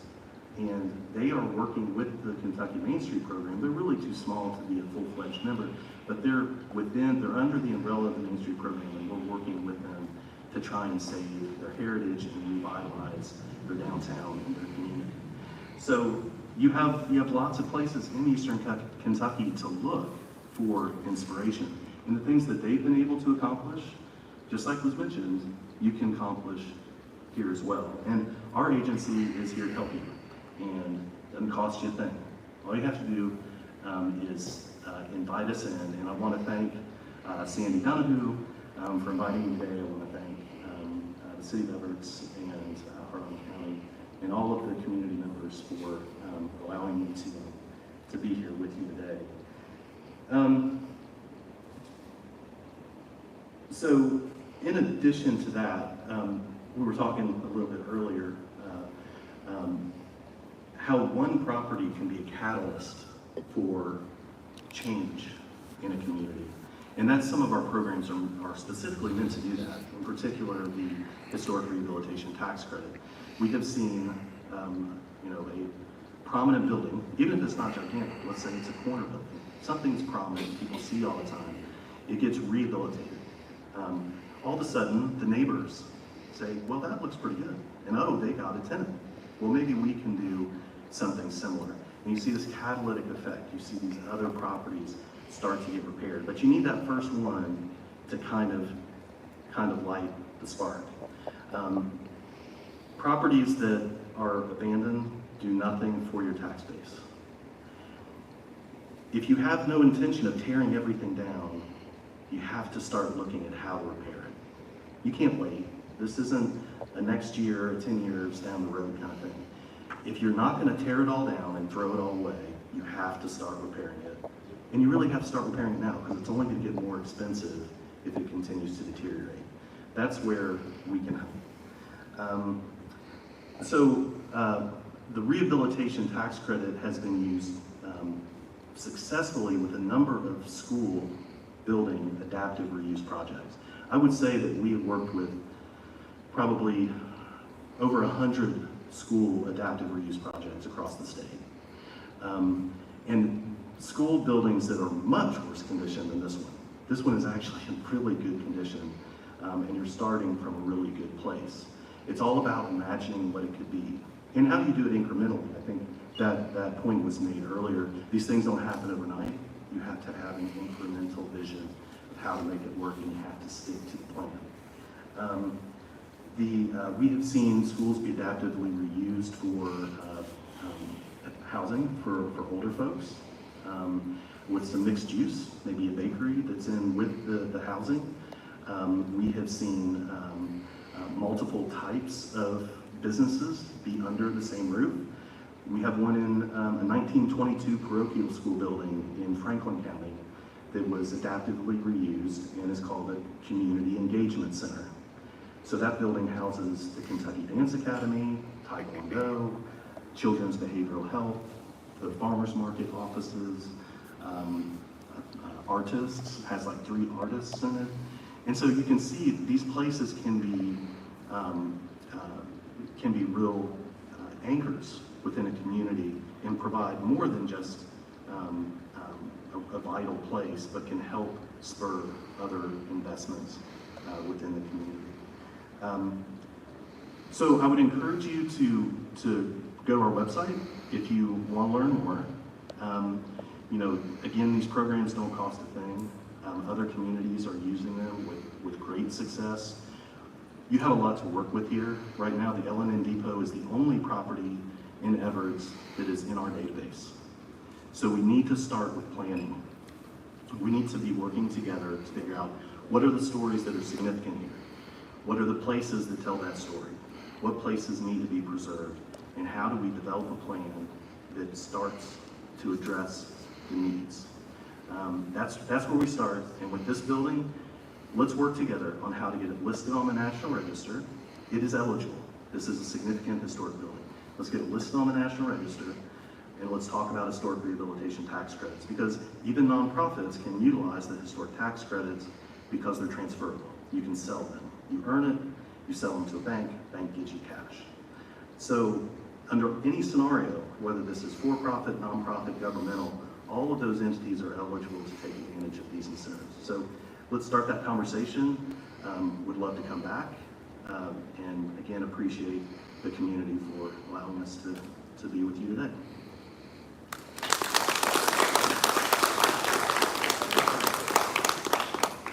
One of the things that was touched on there that I have a different term for it. I call it the mowed grass theory. So if you're in a neighborhood and your neighbor mows his grass, guess what? Yours looks bad. So what are you going to do? You're going to mow your grass, and then the next neighbor mows their grass, and the next neighbor mows their grass. So I call it the mowed grass theory, and we kind of saw that play out in Cumberland. I've seen it play out. It played out in Pineville. It played out just Main Street in Middlesboro. That's playing out. As you see one building kind of come back to life and have some life in it, then someone says, well, two things. A, it's possible, and B, wow, my place looks really bad now in comparison to that. So that's going to be some of the things, and again, it may be compartmentally. We may go room by room by room in here until we figure something out exactly, and put it all together as a large picture. The ability, has a cafeteria there, the ability maybe to look at Meals on Wheels. Some of those things that will be closer and inside the district instead of having to be driven all the way here and there. I could go on and on. I'm going to try not to talk too much, but I could go on and on and on about the possibilities that are right here with services that we already have in the county or in the region that fit here perfectly. They really do. There is purpose and use for this building and for this area. And you're going to hear more. You're going to hear more about it. But I think it's a good transition. I actually got my speakers mixed up. That's my fault. That's me. I apologize for that. That's on me. But the next speaker that we're having, as we move it around, is Jay Hall. He's the Kentucky Department of Agriculture, and he's going to be talking about several different things that I think when you think we don't normally think around here agriculture, and if we do, sometimes it's not legal. Agriculture, don't talk about it. But we don't always think about agriculture here. But there is a big push nationwide, and especially inside the state of Kentucky, to look at the places that haven't traditionally been farmland, as they say, but it's adaptive and reuse of what we have to work with. And I'm going to hit your bio as well, sir, if you mind. That'd be all right. All right. Jay Hall, Executive Director of the Office of Agricultural Marketing at the Kentucky Department of Agriculture. Jay has a distinguished career in state government, appointed to executive positions by 2 governors and 2 commissioners of agriculture. Previously serving as Executive Director in the Department of Local Government, Director of Agriculture, Education, and Outreach in Kentucky, Department of Agriculture, and most recently as Acting Commissioner of Tourism in the Kentucky Department of Tourism. Jay lives in Georgetown with his wife Diana. He is the proud father to his daughter Julia and son Jonathan, and loving papa to his grandchildren Henry and Blake. Yeah, that sound about right? Yeah. All right, let's welcome this fine gentleman. Thank you, Paul. First of all, let's all stand up. We've been sitting down for quite some time. I don't want anybody to stretch a little bit. Thank you, Right? Jay. I was never a teacher, but I did learn a few things from my teacher. So thank you all. Now you all look like you're giving me a standing ovation. I hope the camera's got that. You can tell I've been in state government for a pretty long time, can't you? Well, listen, thank you all for having me, first of all. It means a lot for me to be in Eastern Kentucky. In the early 1900s, my great-grandfather, George E. Hall, moved out of the Tri-City area of Cumberland, Benham, and Lynch to a little town in northern Kentucky called Covington. And he moved there because he needed to work. He was trying to raise a family, and he needed a good job, and there weren't enough jobs down here. So he moved up to Covington, and so his son, Jackie, was my grandfather. He was a captain in the military during World War II. And then my father, we lived in northern Kentucky as well. That's where I grew up originally. When I started state government about 20 years ago during the Fletcher administration, one of the first things I got to do was go back to Benham, because the old Benham Theater was being renovated, and we cut the ribbon on that. That was one of the first things I did. I was so proud to be back in Eastern Kentucky, having never been there in my entire life. And then I spent the next 6 months in the Department for Local Government, coming back to Eastern Kentucky, whether it was a water and sewer project or a senior center or whatever. I administered the coal severance funds for the state. And so it was really good to be back in Eastern Kentucky and learn about my people and my old Kentucky home. Okay? So fast forward a little bit, now I'm in the tourism cabinet. I'm the film commissioner for the state of Kentucky, and this film comes in, it's called Above Suspicion. And they need a place to film. And it was based in Pikeville. The actual movie was about something that happened in Pikeville, but Pikeville didn't look like it looked back in the 80s. They needed someplace that looked like Pikeville in the 80s, so they came to Harlem. And they renovated a lot of the downtown areas so that they could film. So I was happy to be a part of that. Along the way, in all of those points, whether it was with Governor Fletcher, Commissioner Comer, Governor Bevan, Sandy Donahue and I got to know each other. And it seems like every single administration, Sandy is dragging me back to Eastern Kentucky, and I'm so glad that you do that. So the Kentucky Department of Agriculture, who's a farmer in here? I got one. Who wants to be a farmer? No, I'm glad if you want to be a farmer, I'd love to talk to you. But everyone in here is part of the food chain, okay? You're just not at the beginning of the food chain, you're at the end, all right? We hope everybody's eating 3 square meals a day. And so you are part of the food chain. Now, one of the things we realized during COVID is that it's really easy to break that supply chain between the farmer and retail, okay? During COVID, you go to the food line and the shelves were empty. And that's because there was a breakdown in the supply chain. It wasn't that there wasn't food. There was plenty of food. You just couldn't get it because the deliveries weren't being made because people had COVID or they weren't allowed to deliver. So what we figured out is that we grow food really good in Kentucky. We eat food really good in Kentucky. Amen. But that middle of the supply chain is where we're missing. And so Commissioner Jonathan Schell, who's your Commissioner of Agriculture, has a couple of very important initiatives that he's working on. One of which is agriculture is economic development. And a lot of people have never thought of agriculture as economic development. They've always thought of agriculture is the guys that grow my food.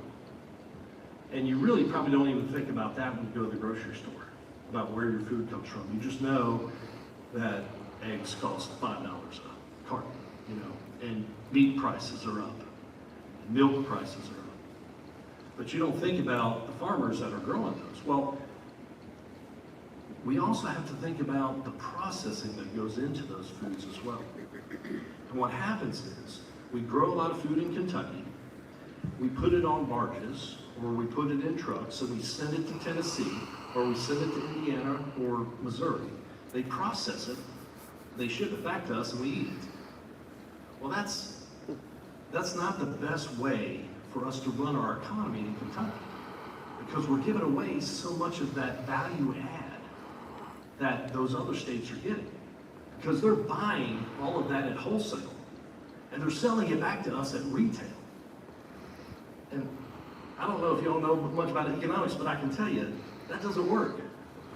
All right? So what we want to do is we want to do more of that value-added processing in Kentucky of our Kentucky commodities. So whether that's sustainable aviation fuel that we're putting into planes, that we're making out of corn and soybeans, it may just be produce that we're growing under, by the way, this is an amazing statistic, Kentucky is second in the nation for acres under glass. So when you think of greenhouses, we're second in the nation of acres under glass. We can do more in that space as well and lengthen our growing season. But the farmers can grow a bunch, but if they can't get it to market, or if it spoils before it gets to market, it does them no good. So what are we missing? And this is where it's kind of important for you all. We're missing clean cut and packing facilities where farmers can bring their commodities to have them cleaned, chopped up, because nobody wants a whole head of cabbage. They want slaw in a bag. They don't want a whole head of broccoli. They little chopped broccolis. They don't want whole green beans. They want them strung and cut. And they want them cleaned, and in some cases, they want them flash frozen. And that allows our farmers to farm more and for those commodities to last longer. So think about that in terms of opportunities for you all. In addition to that, cold storage is really, really important. The interstate system is really great in Kentucky. We have I-65 on one side, we have I-75 on the other, we got 64 cut straight across, okay? That gives us a really good transportation hub. We are within a day's drive of 80% of the population in the nation. In the entire United States, you can hit 80% of the population in a truck in a day. So as a transportation hub, we're in a really good spot. But we need that cold storage. We need that further processing. And so think about that. Last thing, and then I'll get off here because I know we've been here a while. The other initiative the commissioner's working on is what's called Food is Medicine. And you might have heard a little bit of this. They call it the MAHA movement on the federal level. Make America Healthy Again. Well, so much processing, and when I say processing, there's two types of that. There's just cutting, cleaning, and packing a raw commodity. And then there's additives that are added to our foods. We want to get away from that. We want cleaner foods that are direct from the farm, and those are the healthiest foods. And so we're working with Appalachian Regional Healthcare on getting those fresh proteins and produce into the ARH hospitals. And they've been a wonderful partner. President Holly Harris has been absolutely wonderful to work with. They actually have an ARH signature hamburger at their hospitals now. It is a 100% Kentucky Cattleman's beef hamburger. If you haven't tried it, please do. It's wonderful. It is not the healthiest, though. We're working on that. There's going to be a 90-10 blend, which fits their health requirements, and that's the hamburger that's going to be sold to the patients that are there. But currently in the cafeteria, you can get an ARH signature hamburger. So Commissioner Shell has been working very closely with Secretary Rollins on the federal level on all of these initiatives. We are also working with our state delegation, and we have hired for the first time, we reorganized the department and hired for the first time an economic development director for the Department of Agriculture. And that should show you just how important economic development is in the agriculture industry. So thank you all for having me here. I'll stick around for a little bit to answer any questions that you might have. But keep up the good work, and I'm very excited about the opportunities that you all have in the future. Thank you.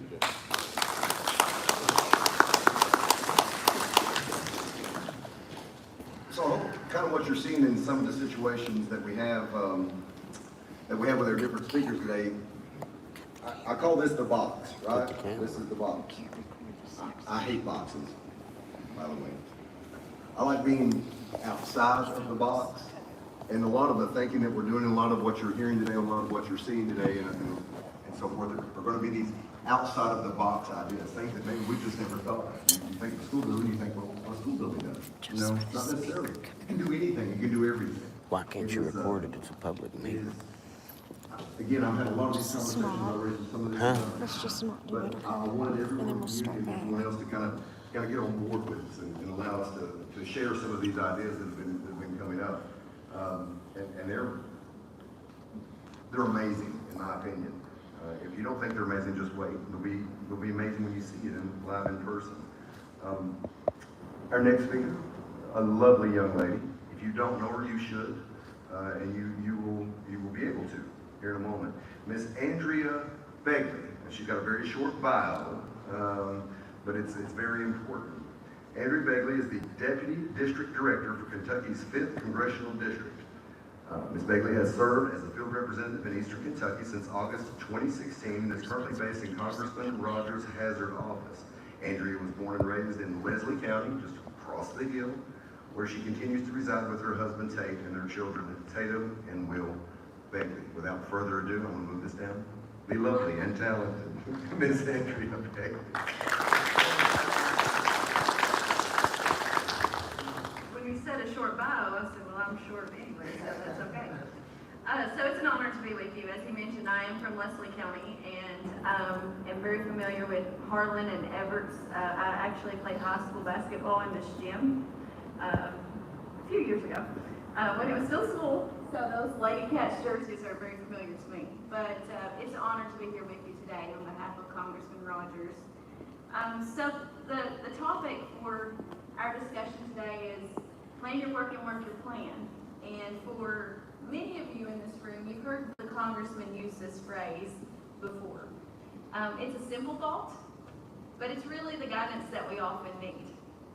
So those of us who are here today, we all represent different communities, different organizations, cities, regions, projects, or even just our homes. And so whenever we build a home and it's constructed, you usually use an architect who draws a blueprint, and that blueprint serves as your guide for those who are going to build the building, right? A building is not well constructed without good, sound, and solid blueprint. A foundation, a solid foundation, and a plan for how to do the work. So you've also got to be able to pay for it, right? You've got to have a budget to put this plan into action. It also has to be sustainable.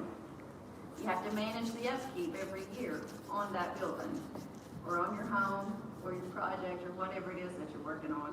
You got to have your yearly expenses to be able to be paid.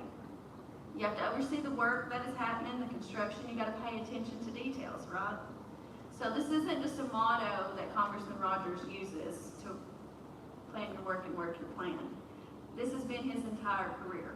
He's worked tirelessly for the people of Eastern Kentucky to help solve the problems that our region has faced. As you drove in today, now some of you from Evarts might not have driven directly by this, but you see the flood walls that surround Harlan and the tunnels and all the different Corps of Engineer projects that are here. This was one of the first major projects that Congressman Rogers tackled, was trying to tame the Cumberland River to prevent future flooding of the citizens here in this community. It wasn't easy, but he worked with local leaders and the Army Corps of Engineers to create a plan. And those laws that we see today have protected these communities and the citizens within it are a testament to working your plan. When the opioid crisis hit southeastern Kentucky, Congressman Rogers saw it firsthand and how it was devastating our communities. That's when Operation Unite was born, to help investigate, help pay for treatment, and to help educate our kids so that about the dangers of addiction so that they wouldn't have to face those paths. Operation United continues today, and it serves our people, and its president and CEO is a Harlan County resident, Tom Pacini. So then, just A few other things, when the war on coal began and we lost thousands of coal jobs, seemingly overnight in eastern Kentucky, Congressman Rogers convened local leaders, including Governor Steve Beshear, to try to solve this massive problem of creating jobs for our people. And out of this meeting, SOAR organization was born. And today, SOAR is using their original blueprint, just like we mentioned about the homes and our projects and our communities. They're using their original blueprint to help communities be healthier and have better connectivity, enhancing their strategic plan for tourism, economic development, and regional collaboration. So what we've seen over and over is when locals present a problem to us, or want to work with us, or maybe they have a new idea that they bring to the congressman, we're all ears. And Well, I got news for in I'm creating that recording. project, we can help find support for it. Now, sometimes it does take time, but we're always there to help. As the Bible says, where there is no vision, the people perish. So leaders create a vision, a plan. Leading communities or projects isn't always with it, but our communities and our people within those communities are definitely worth it. And we stand ready to help in any way that we can for whatever this community decides is best for this facility. Thank you.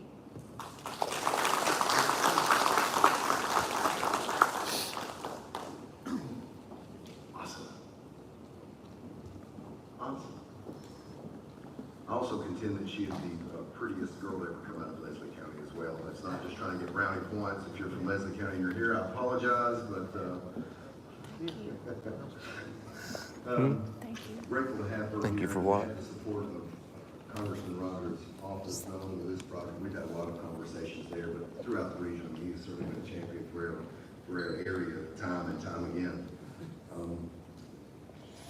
I had them here, and I think Susan already referred or already alluded to the fact that we had Representative Adam Bowman that was going to be with us today. And I also had reached out to Representative Mitch Whitaker, who's over on my side of the hill, or closer to my side of the hill, I guess. And he's in Letcher County, but has portions of Harlan County. Both of those unable to attend. Both of them said, as always, we are 100% invested and 100% for anything positive happening in Harlan County. And I don't know why she wanted me to stop recording, but I didn't. And they said anything that they can do. They said Scott's there. We'll just follow his lead. I said that's good enough. I'll work with that. I know he's forcing with us, so we're good. Thought I was gonna have issues. Next person I'd like to introduce to speak with us today is Mr. Randy Kraft. Quick bow on Mr. Kraft. Randy Kraft serves as the Clay County Market President at First National Bank of Manchester, where he has been instrumental in strengthening the bank's community presence and customer relationships since assuming the role in October of 2023. A lifelong resident of Manchester, Kentucky, Randy is deeply rooted in the community he now helps lead. Prior to his current role, he served as a loan officer at that bank, where he developed a strong reputation for personalized service and financial guidance. His commitment to community engagement is further reflected in his previous work as a community outreach coordinator for Advent Health Manchester Hospital. Randy is also active in regional economic development efforts and is a visible figure in local business initiatives, including the Clay County Chamber of Commerce. His leadership style emphasizes collaboration, service, and a deep understanding of the unique needs of rural Kentucky communities. With a career built on trust and a passion for helping others succeed, Randy Kraft continues to be a driving force for financial empowerment and community growth in Clay County and beyond. On that side, I was looking for you, I lost you there. Yes, sir. Trying to find that Randy Kraft they're talking about. Lady trying to tell me to quit recording at a It's not public a big deal. meeting. When Sandy reached out and asked me to come over to speak today, I took that as a personal honor. I've known Sandy for quite some time, and she's a true champion. I am from Clay County, so when I come to Harlan and Evarts, I feel like I'm home. Clay County's the same as it's just like being home over here. So some of the topic. A couple things in the topics they gave me to talk about was difference in opinion. So when I look across this room, each one of us have different opinions. In the small communities, you'll see it more than you will probably in larger communities. But sometimes we look at it as a flaw, we look at it as a discouragement, we look at it as a bad thing, but it's actually a secret to success. Because when you have a different opinions and you have the same outcome goal, you've got different talents. So if you got everybody in the room's got a different skill set, and you put, it's like a basketball team or a football team, everybody was a good quarterback, what have you got? You don't have a team. You got one big group of quarterbacks. You're not gonna win a game. So different opinions is good. What you do is just channel that. So when I think about Clay County, Harlan, and Evarts, I think we've been going through the same thing you've been going through.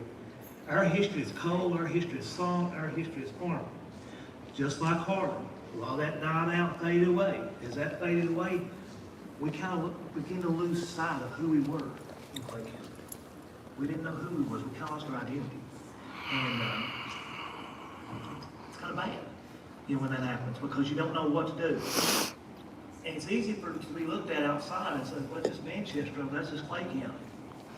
But one thing I've heard today over and over and over, and I find it so true in all of Eastern Kentucky, is we have pride, we have heart, we have compassion, we have grit. With all that, the only other thing we need is a little vision. When you put vision, you put heart, and you put grit, you're bound to succeed. So take that difference of opinions and come with a plan of what's your goal, what's the outcome you're looking for, and work together. When you go into a room, take, like we did at Clay County, we've got a small group called 1CC, One Clay County, that was formed. And like I said, we're going to go back and say, we were in a place where it's kind of like doom and gloom in Clay County. Even a lot of us local people, I've been there all my life, kind of lost sight. We kind of gotten used to, this is who we are. We're not going to be any different. But we had a couple people that come in from outside our community. One was the CEO of the hospital, and one was the CEO of VOA. They seen Clay County for not where we were, but where we could be and who we could be. Because what they seen was hospitality. There is no greater hospitality you'll ever find anywhere than you will in Eastern Kentucky. We'll welcome you with open arms. We'll bring you into our home and treat you like family. They seen grit. They seen beautiful mountains that God has blessed us with. So they seen us for not where we was, but who we could be and what we could be. So they started giving us we started feeding off that. And we began, like I said, we formed a group. It's called One Clay County, 1CC. It's non-political. A lot of different opinions in the room. But the common goal is the same. And it's working together to revitalize our downtown in Manchester. And that's what we've been doing over the last few years. We're seeing a lot of changes. And I can stand here and tell you that in my life, I don't remember people saying a whole lot of good things. They sure weren't looking to Clay County for guidance and advice. But since we started revitalizing our downtown, we started writing our narrative. Because if you don't write your narrative, someone else will write it for you. So take control and write your narrative. Be who you are. Don't let someone else write it. So we started changing our narrative, writing our narrative to make our community grow again and be successful. Because the goal is for your community to grow. And the CEO of the hospital is a young fellow, a lot younger than I am. And I remember the first day we were downtown, we were looking around, he looked at me and he said, this is probably not what most people would look for a CEO of a hospital to be doing, is to be focused on the community downtown, growing the community.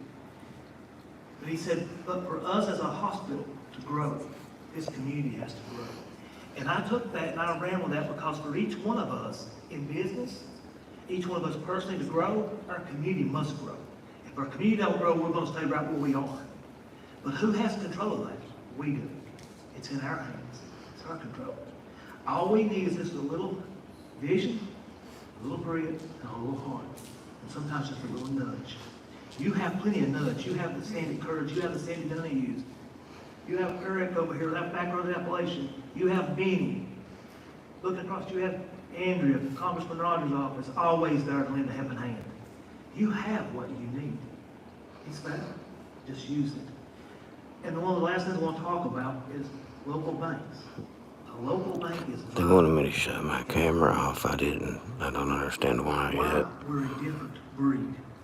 A community bank, we don't look at just... Big banks look at data, they look at credit bureaus, they look at all this and all that. I call it mumbo jumbo. We look at the individual. We know you. You're a friend, you're a family, you're a neighbor. We believe in taking chances. When you look at me, you see a person who, the bank that I work for, took a chance on many, many years ago, about 29 or 30 years ago, probably a little bit around 30 years ago. They took I'm a not chance on controlled media. and without God and their help, I wouldn't be where I am today. That's what community banks do. We come in and we invest. We're partners, but for us to grow, you have to grow. When you grow, we grow. And by saying that, we are actually looking at putting up branch in Evarts, Kentucky. Why? Because we feel like we're home. This is where we belong. You have a need for people like us, and we have a need for people like you. We're a perfect marriage, is what I like to say. But find your goal, work together. When you sit in one of a small group, I don't know what all you got going on as far as what groups you got, but when you go in a room and you have discussions about where you're trying to get to and you have a goal, put your differences to the side. As far as I heard us talk about, we'll go politics. Put your difference to the side and keep focused on the goal. Because at the end of the day, that's what it's about. It's about growing your community. What's in it for me personally? When my community grows, I grow. But when you walk out that door, stand united. Stand united. Because we all know united will stand, divided will fall. So if there's anything that I can do from the bank side, if there's anything I can do personally, I'm always there to help. Sandy, I'll be there now to get out of me. So just keep on doing what you're doing. And know you got people behind you and support you.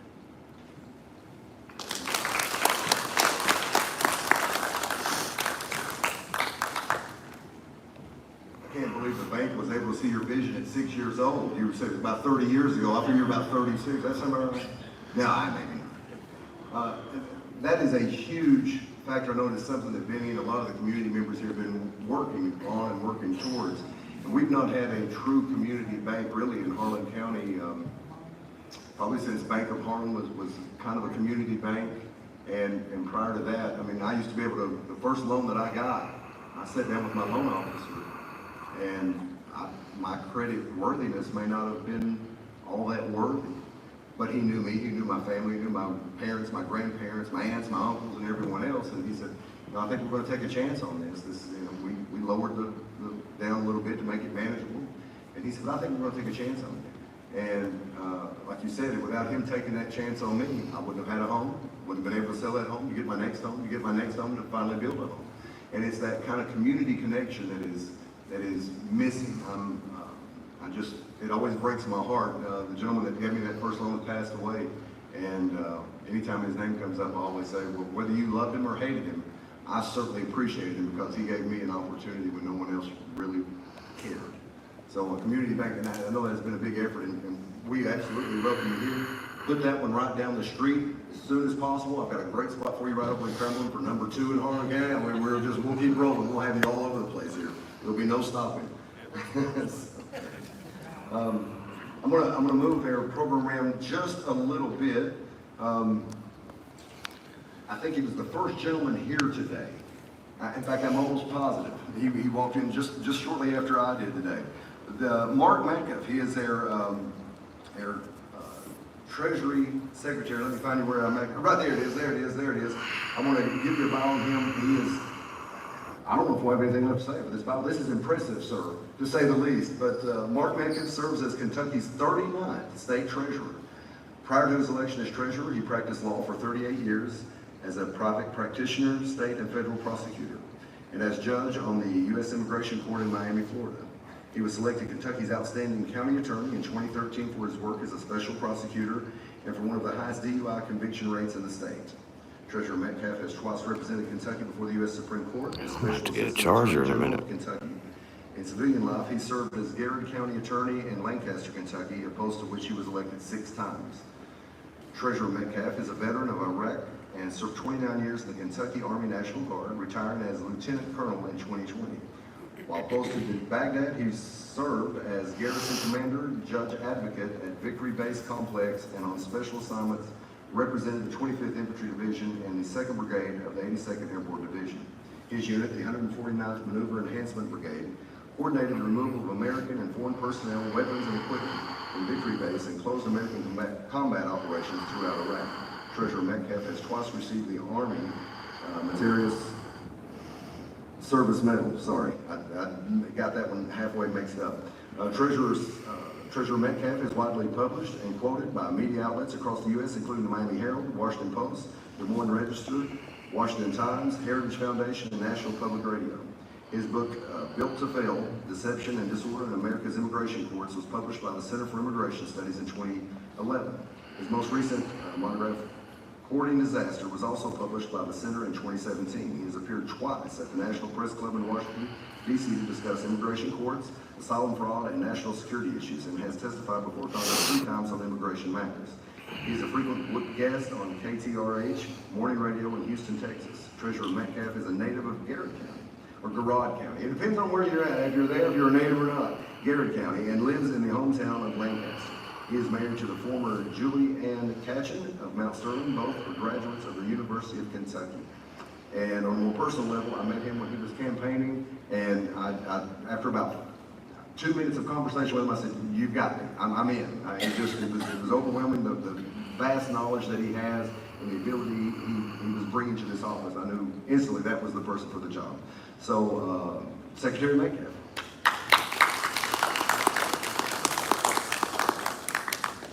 It's an honor to be here today. There's no place I'd rather be, no people I'd rather be with than all of you.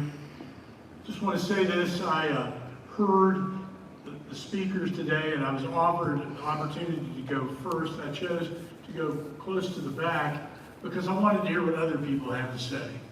I wanted to learn from them so that I could better understand the problem as well as the solutions. We have the same thing going on in Garrett County, even in the last 20 years. I graduated from law school in 1985, and Garrett County then only had 11,000 people. Hardly more than we had when the county was founded. Today we have 18,000 people, and a lot of that is attributable to a couple of things. One is proximity to Lexington, to Richmond, to Danville, to Harrodsburg, and to Somerset. But the other is that the community was not willing to accept second best as a means to define Garrett County. So, in listening to the speakers today, I learned the same things from all of them that I learned at home. But those lessons are more acute, listening to what is being addressed here today. So let me say this. I was on Hal Rogers' first congressional campaign, on his first congressional staff. I left there to go on to law school. And what Hal Rogers believes is what I've heard echoed today many times, and it's worked all over the state. If you build it, they will come. Remember the movie Field of Dreams? If you build it, they will come. If you want your neighborhood to look good, start with your own house. Mow your own lawn.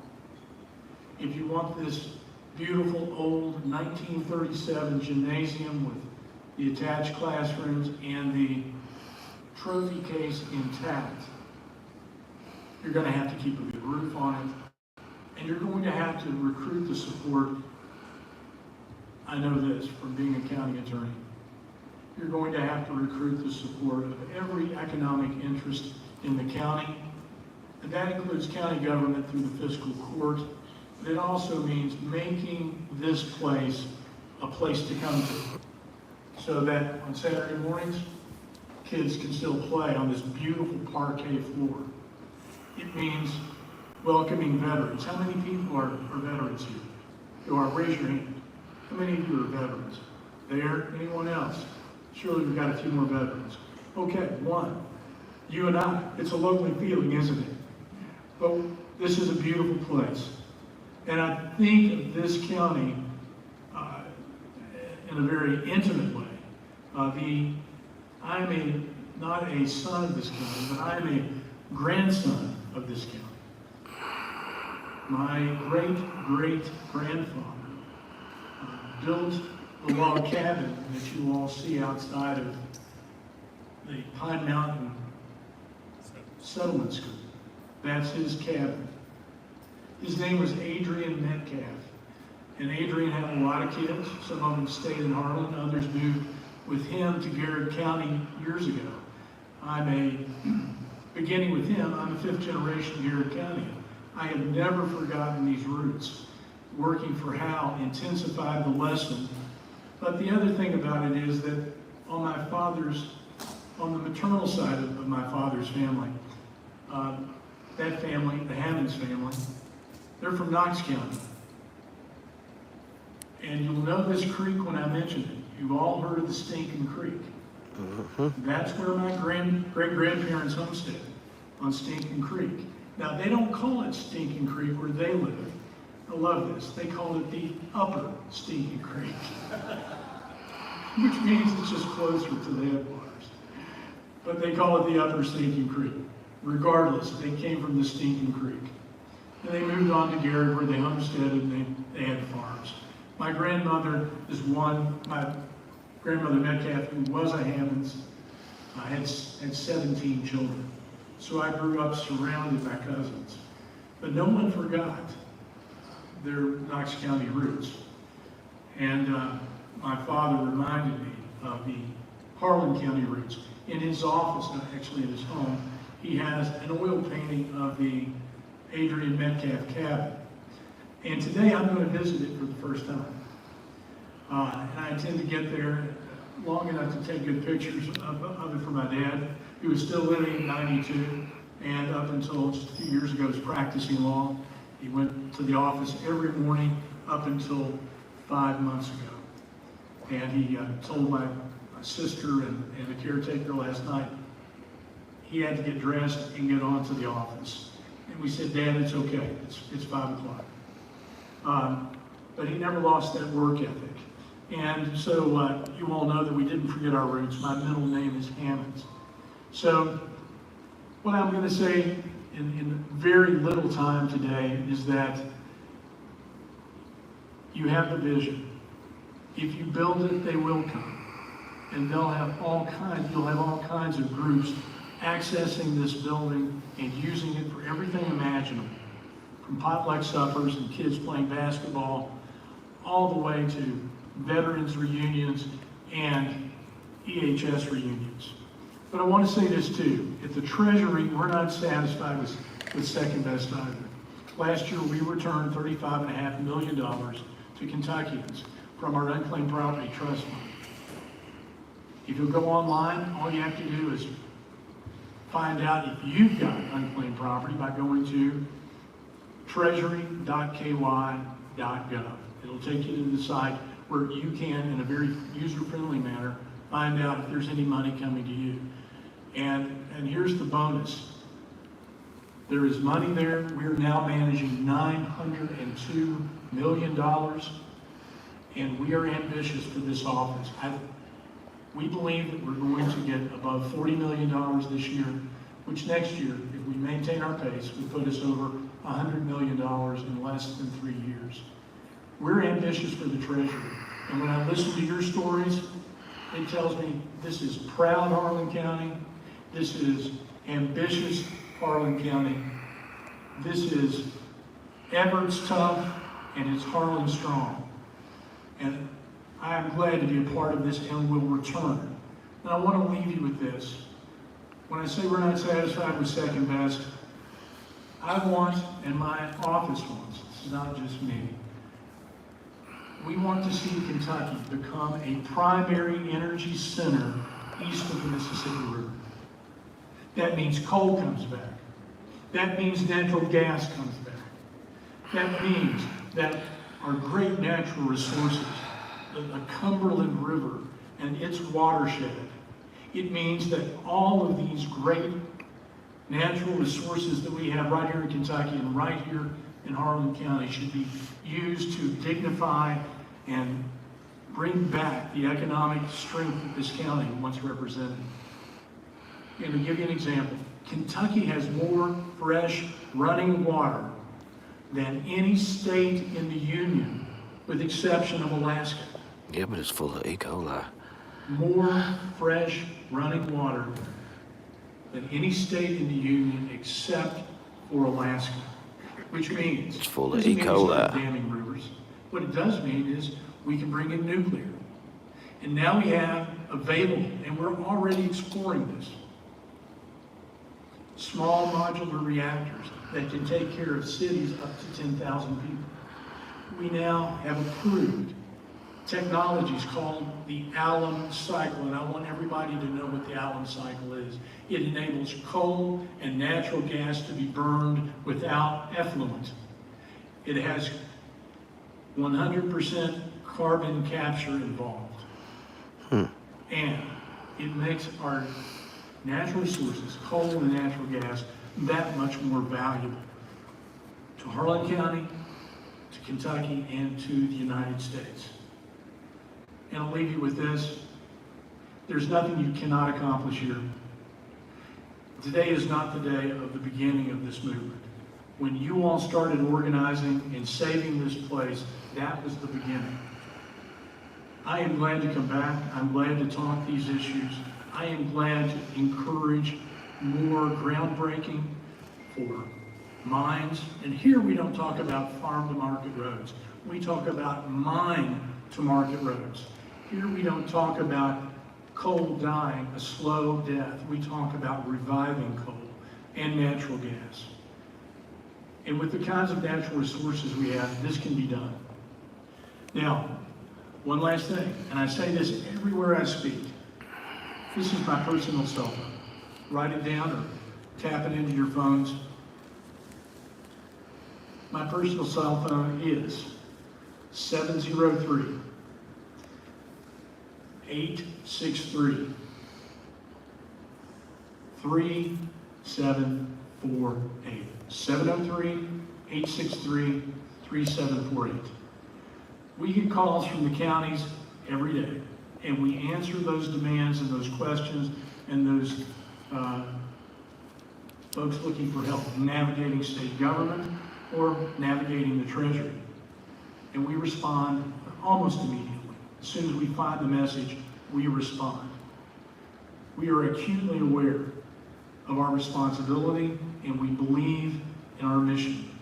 So not only are we building up the Unclaimed Property Trust Fund, what that trust fund does, and it did this last year, returned $45 million to the state's general fund. The Treasury also supervises the State Investments Commission. Last year we returned $682 million to Kentucky's general fund, and that's not good enough. We intend to do more of the same and continue doing that as long as this is on our watch. So I look forward to hearing from all of you. My office is available to you. You have my cell phone. If I can't help you, I'll find somebody under a roof who will help you and can help you very quickly. I appreciate this invitation. Sandy, who was also on Hal Rogers' staff, and that's how I met Sandy, recruited me to be here today, and I didn't hesitate. I immediately said yes, and will continue to say yes to these invitations to return and be a part of this community. Andrea and I never worked together, but we met through Hal Rogers' office, and I know that she does her very best in her role as Deputy Director. So with that, I want to thank all of the officials who are here today, state and local officials. I am your willing partner in every effort that you undertake to make a difference in your community. Thank you again for having me, and I look forward to returning.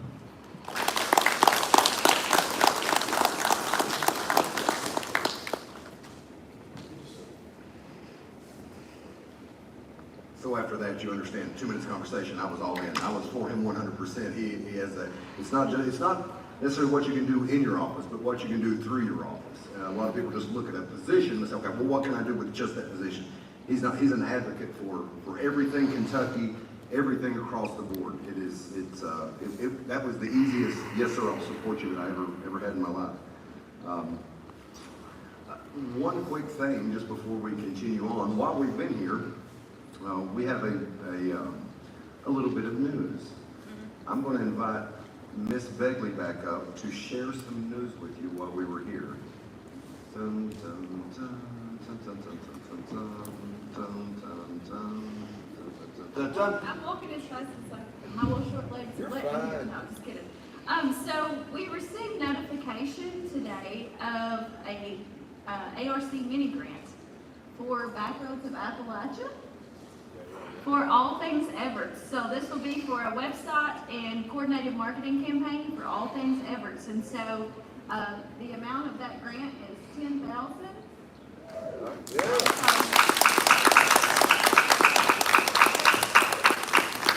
Received that notification while we were here, so I thought, what better way to go ahead and announce that? So. Perfect. Real quick for City of Evarts. I wonder if she cared if I recorded her then. But I want your input with this mini grant, Destination Evarts. I want your input. What do we need to highlight? What do we need to expose? And how we drive traffic to Evarts to spend their hard-earned money? Thank you.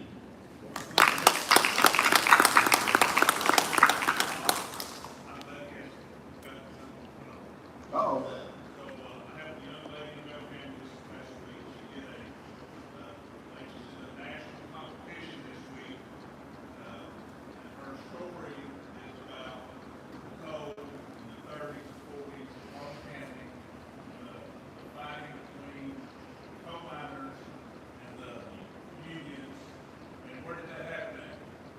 Right here.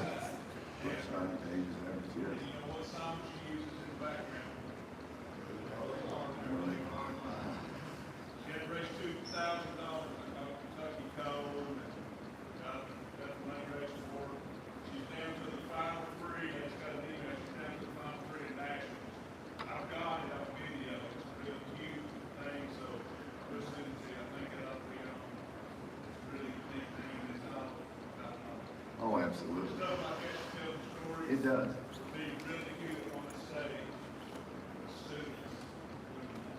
Was everybody able to hear that? That's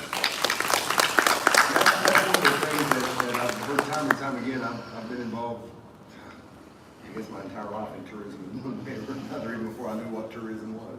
Welcoming visitors and being nice. But what a huge draw for that area is the history of what we have. Not just the mining history, but we have the labor struggle. I mean, just it's on and on and on. And I said you could have 1,000 dissertations written here for master's degrees across the entire spectrum, from medical to sociological to psychological to anything you were into. This place is just a wealth of information. A lot of people didn't know this fact. I didn't know this about a year ago. I knew we were the second largest landmass county in the state of Kentucky, 120 counties. We're the second largest behind Pike. I did not know that at one point in time in the state history, we were the second most populated county in the entire state, only behind Jefferson, which is where Louisville is. But at one point in time, we had the second highest population right here in Harlan County. So it doesn't surprise me. In the 30s. My grandfather, my cousin, my uncle, my great-grandfather, I'm not so certain. I've looked around to see, I'm looking for the Fountain of Youth or maybe Garden of Eden. I'm almost certain that all life must have started here close because everybody is seemingly from Harlan County in one way, shape, form, fashion, or another. I mentioned I was 1/4 Jones and Jones Street. The speaker earlier said their relative was a Hall from the Tri-City areas. I'm also 1/4 Hall from the Tri-City area. So there may be something going on with that. I'm not really sure. But I don't know whether that's good to explore or not. We'll see. No, it's not. Okay. I understand. I understand completely. Another wonderful young lady that I've had the pleasure of meeting since being elected. And I think we actually met prior to me being elected. We were doing some things in our area over in the Tri-City area. And when I met Miss Sandy Kurd, she is a fireball. The best way to say that, she is a fireball. She doesn't know the word stop or quit or no or don't or can't. But really none of those are in her vocabulary. She's all about how do we get this done, how do we go forward, how do we make this happen, how do we over, under, around, through, whatever it takes to get the answer or to get the solution. I'll give you a quick bio on her as well. Miss Sandy Kurd is Kentucky Highlands Investment Corporation's engagement director, responsible for building and maintaining relationships created as the lead entity for a Round 1 pilot in USDA's Rural Partner Network. That's much good. Formerly the Kentucky Highlands Promise Zone Coordinator, Sandy works with the county's local governments and leaders in education, healthcare, economic development, broadband, substance abuse, agriculture, housing, and downtown revitalization to promote investment in projects. And in addition, she oversees the Center at Kentucky Highlands, a business incubator and resource Center. So you see where everything I just said absolutely fits in here. She founded the Upper Cumberland Community Foundation and serves on the boards of the Challenge Learning Center of Kentucky, the Redbird Settlement School, the East Kentucky Leadership Foundation, and the Pritchard Committee for Academic Excellence. She is one of 20 national leaders representing Southeast Kentucky on the National Association of Counties, NACO, Building Resilient Economies and Coal Communities, ERECC, the Coal Communities Commitment Coalition. She also convenes Places of Promise, a national membership organization for place-based collective impact initiatives formerly known as the National Coalition of Promise Zones. Kurt holds a bachelor's degree in health sciences from the University of Kentucky, a master's degree in healthcare administration from the University of Minnesota, and a PhD in leadership studies from the University of the Cumberlands, where she teaches as an adjunct professor. Kurt is a 31-year First Baptist Church Corbin member, teaching an adult Sunday school class. I think that'd be awesome. I'm coming for that. Her husband, Brian, is a physician working in the emergency department at Baptist Health Corbin, and they enjoy movies and books with their two dogs, Doc Holliday and Big Nose Kate. And Quarter Forks Bow. They reside on a farm in Whitney County, but I've seen her here more than I've seen her anywhere else. Miss Sandy Curtis. Oh, Maddie, I'm so sorry. I thought I abbreviated that into a brief introduction. I'm so sorry. I'm so sorry. So, but Sandy, thank you. Thank you for including me today. Eric, thank you. And then Benny, it's so good. It's been 10 years since I came this first time. We were looking at different things. I went with you to meet with Frank Kilgore. We talked to the people about, senior citizen housing, dental schools, you name it, all the time.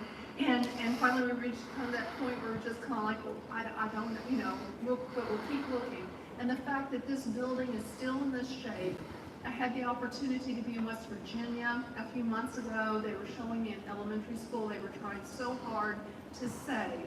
They were actually still using it.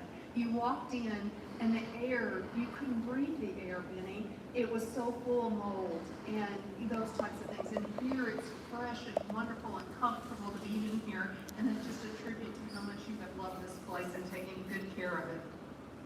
A lot of people have mentioned the history. I happen to watch way too much television, and just in case you did not know, Elwood Leonard in his TV series Justified, the main characters, Raylan Givens and his Boyd Crowder, they played ball at Evarts High. Okay? So anyhow, so this is holy ground, you guys. So. But Sandy asked me if I would spend just a few moments to talk to you about the role that philanthropy can play in moving this into whole pie. And one of the things is that when you look at looking for money, we tend to think of private, that's one leg of the stool, private, and that's the investments and those types of things. We look at public, we go to our local governments and we ask, what can you do to help get this place invested in and so forth. We look for grants, that's always a big part of what we're looking for. But the fourth leg of that capital investment has got to be philanthropy. Now it's smaller, okay, and there's no denying it's smaller, and the fact that we're in rural America means that it's even smaller than it has any ethical right to be. So far, philanthropy only invests less than 7% in rural activities, but that doesn't mean we stop trying. Why is philanthropy that fourth leg? Well, one of the reasons is because of this thing called impact investing. And that is those very well-off people and well-off families that want to make a specific impact in something in particular. And sitting here in Evarts, you have a number of angles that might attract a philanthropist. Okay, one of them is the preservation of something beautiful and historic. Another is the idea of coal diversification, to be able to show the success of being able to diversify your economy and to be able to introduce other components to it that you all have been talking about with this business plan. Another is to experiment with the economic development in an area that is persistent poverty. To be able to show that perhaps there is a way to be able to invest in that and to be able to have a difference in the economy. And the last, of course, is the impact investors that adore all things Appalachia. which you may have noticed, we've become popular again. Let's write it and so forth. What are the types of things that this type of philanthropy can do? Chances are they'll never be able to do your entire project, but they might be able to take a hold of a bit of that project. Maybe it's the pre-development cost. Maybe it's just the pre-development cost of what to do with the gym. Those types of things, but to put it into a bite size that they could help you with when other places might not be able to come up with those types of things. Often these individuals will look at the social impact and it will be over and they'll take less of a financial return on it. Let's say they want to offer you a loan, but it's at a less of a rate because they know the social impact of that money gives them as much joy as it does the return on investment to be able to loan it out again. And you can't deny something that someone else mentioned earlier, and that's the catalytic effect.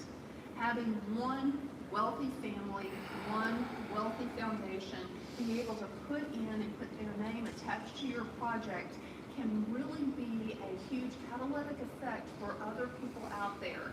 Oh, if so-and-so thought it was a good idea, well, maybe I should take another look.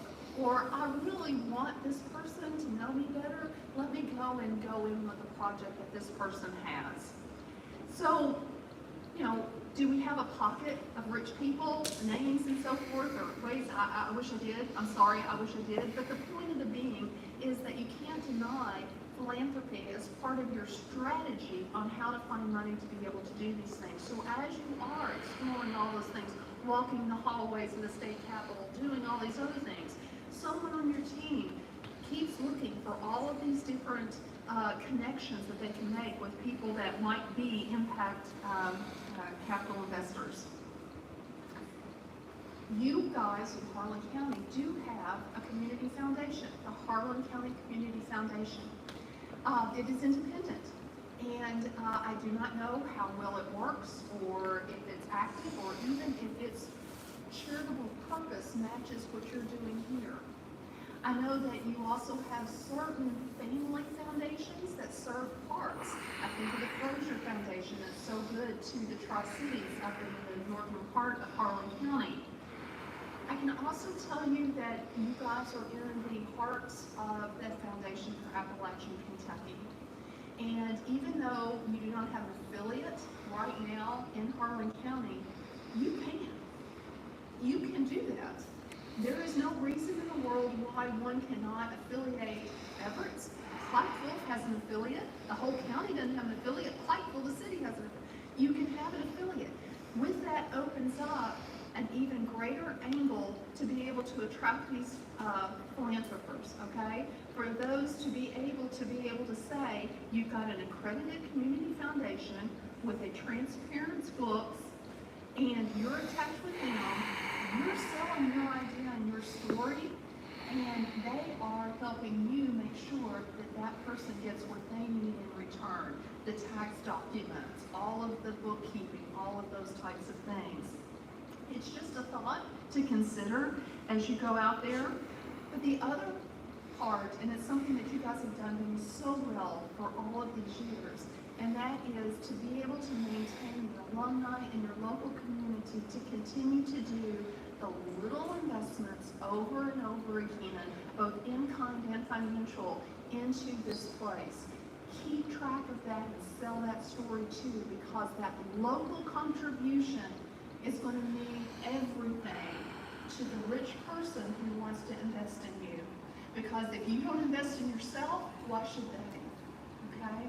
So again, thank you so much for having me here. Thank you and all the folks that have kept this place into such great, and I'm just so excited for this next phase of what has been a long journey, but that it results in something that you guys are like so proud of, and are seeing as the economic engine that it has the great potential to be. Thank you.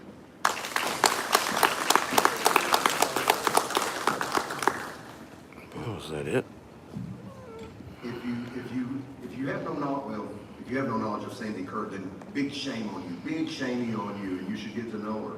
But the Kentucky Highlands Investment Corporation that she works with has been absolutely instrumental and fundamental crosshair region, especially in Harlan County, helping fund startup businesses, building purchases, and they have a full array, a full plethora of availability. And it's not like, it's not 33% interest, and it's not anything crazy like that. They really work to tailor whatever you need in the way of a loan or way of a business expansion or startup. They tailor that just to meet. They don't say, oh, yeah, that'll be $2,000 a month, knowing that you're only going to make $500. They'll get you at the $499. I mean, they do everything humanly possible. So if you have a thought process about expanding the business, starting the business, and there's so many other initiatives that they do. Really, get in touch with Sandy. Get in touch with Kentucky Highland Investment Corporation. It has been a saving grace on even some of the projects I've been on. It is an amazing organization, certainly. All right, I'm going to say, I'm not going to say I saved the best for last, but maybe. I'm going to say I saved the biggest for last. This project, and you've heard a lot about it. You've heard it probably a lot of scuttlebutt and kind of talking here and there about it. So, and this gentleman spent way too much time with me. So about a year ago now, I guess it's been a little over a year ago. Mr. David Ledford is with the Appalachian Wildlife Center. And what is the Appalachian Wildlife Center, you say?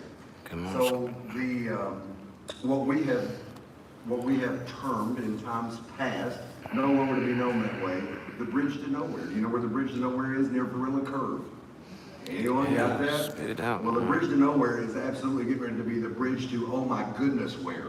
And if you've not been up there to see the Wildlife Center that's coming to fruition there, I don't know if they can just bounce up there at will. I know you're doing a lot of work and there's a lot of things going on. But if you get an opportunity, oh my goodness, that facility is amazing. It is going to be such a huge catalyst for everything that we're trying to do, especially in this part of the world. It is going to be, they started out, I think the estimates were initially 300,000 to 400,000 visitors a year, and then after a little bit of study, it moved to 5 pretty quickly, then 6, then 7. It was kind of hanging around 7. And we're probably at 700,000 people are going to be coming in. We're in the 1 point something now, 1.1, 1.2 that they're estimating coming in. So it's bending a lot of traffic that's going to Pigeon Forge areas and things of that nature, and really almost becoming its own destination. Now, if you think that over 1 million people happen to be 20 miles down the road from us, I guess from here 30 miles down the road from us, it's not a big ordeal. Look 20 or 30 minutes outside of Pigeon Forge. Look 20 or 30 minutes outside of New York City. Look 20 or 30 minutes outside of anything like that, and just see the impact and the possibilities that this is going to have for our area. I got 8%. Not just tourism. I mean, business sustainability. It's everything. Airbnbs, hotels, lodging. It's going to be across the board. This is going to be a catalyst of. He talks too unlike much. we've ever seen. I mean, this is going to be as remarkable as finding coal here. I have But on a 8%. completely different level. Started with 100. A lot of what we've been talking about and a lot of what this project is really Been going getting ready. I know I had a lot of conversation with everyone at Kentucky Highland. for way over 2 They hours. understand the impact this is going to have, so they're getting ready. They want us to have their welcome mats out and well swept and be ready to go when this hits. And it is close. So I'm going to give you a brief bio of Mr. David Ledford as he makes his way up here. David became the Appalachian Wildlife Foundation's first president, CEO in January of 2010. He joined AWF after 8 years with Rocky Mountain Health Foundation, where he served as director and senior vice president. David's experience ranges from hands-on habitat work as a certified wildlife biologist to serving as wildlife program director for a multinational pulp and paper corporation that had him working on wildlife habitat, forest management, endangered species, and public lands policy from Costa Rica to the Northern Rockies, and then wildlife and timber issues from the Upper Peninsula of Michigan to Florida and East Texas. Upon leaving that company, he became the general manager of Groton Land Company in South Carolina. David has a BS in wildlife and fisheries science from the University of Tennessee and a MS from University of Georgia in forest resource management and wildlife biology. David and his wife Jennifer have been married 40 years and have 5 children and 11 grandchildren. Oh my gosh, how do you even pull that off? That's nuts. That's right there. That's the best part. But yeah, you'll come right on up, good sir. Please welcome David Ledford. He's just gonna blow your mind. Here we go.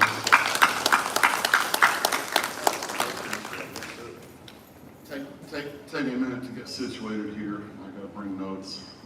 The first thing I want to do is I want to thank Linda and Jessica, but also Fuss Out, because the food is so good over there that I broke my diet. But I did learn that Linda, it's a local business. Linda's been doing it 19 years. That's what we got to have, man, entrepreneurs, local entrepreneurs, people taking risks. All right, let me get my act together here. All right, yeah, I'm the CEO of the Appalachian Wildlife Foundation. We're building Boone's Ridge. When we started it, we were calling it the Appalachian Wildlife Center. We knew we were going to call it something else. Over time, Boone's Ridge is what we're going to call it. Our mission, we're a 501c3 nonprofit. We're going to run Boone's Ridge as a 501c3 nonprofit entity. Our mission is to help lead the economic, educational, and environmental renaissance of East Kentucky. We want to help do that. We're going to use revenue from Boone's Ridge for economic. I mean, somebody needs a grant, they need a loan, no interest loan, low interest loan, whatever, a grant to start a business. Yeah, come to us. We're going to be able to help you. And we're not going to have a big bureaucratic process to go through. It's going to take 6 months. No, we're going to be freewheeling. We're going to be able to do this. Education programs, we're going to have on-site, off-site. We're already working with several universities, including LMU, EKU, University of Tennessee, Cornell University. We're an affiliate of Cornell Lab of Ornithology. We're going to do a lot of things. On environmental issues, we want to work on habitat restoration on mine sites, and we want to help clean up the Cumberland River. That has to get done. If you want tourism in this area, the river's got to get clean. There's no other way around it. They're going to 119 comes right up the river. There it is. And people are going to ask, why isn't anybody kayaking? Why is there inner tubes on the river? That's got to get done. We want to help do that if we can. All right, I'm going to tell a little story here. In December of 2013, we learned of the success of the Elk Country Visitor Center in Benezet, Pennsylvania. We were familiar with that. The Rocky Mountain Elk Foundation started it when I actually worked for them in Missoula, Montana. And so I was familiar with it. Their big feasibility study they did to help determine if it was a good idea to build it. It said that if you build this and you open in 2010, by 2013, you can have 160,000 visitors on site. In 2013, they did 360. Exceeded all expectations. They learned really quick that their 8,400 square foot building that only had one men's room and one ladies' room with 2 toilets in each wasn't near enough. When the elk are rutting in the fall, that's when most of the people come to their place. That's what they highlight is the elk rut. They have to bring in about 25 porta potties and just put them everywhere because they don't have capacity. They're now doing over 600 at this place. Sandy Donahue, who has been kind of a hero for a lot of us, I think, when she worked for the Bevan administration, I met her. First time I met her, it was like, okay, let's do this. And she was a mentor, a psychologist, a grief counselor, a stress counselor, and taught me a lot about the whole federal grant world, which is very complex and very dense, and we got better at it. But we thought, okay, if this place in Pennsylvania that's got 250 acres and 8,400 square foot building, the whole state of Pennsylvania only has 900 elk in it. We thought, God, if they can do it and get 600,000, let's go get a cord. We can do it bigger. We can do it bigger here. So it's okay, let's find a bigger place. We can have more elk and we can have more activities and attract more people. So we went on a quest to try to find the place. Our board of directors, we said, okay, in December of 2013, we're going to do this. Little did we know we would be starting to harvest things over in our lives. When we started this officially in January of 14, my hair was more brown than it is now. I only had 2 grandkids then, now I have 11. I had both of the hip bones that I was born with. Gotta get a cord. A lot has happened.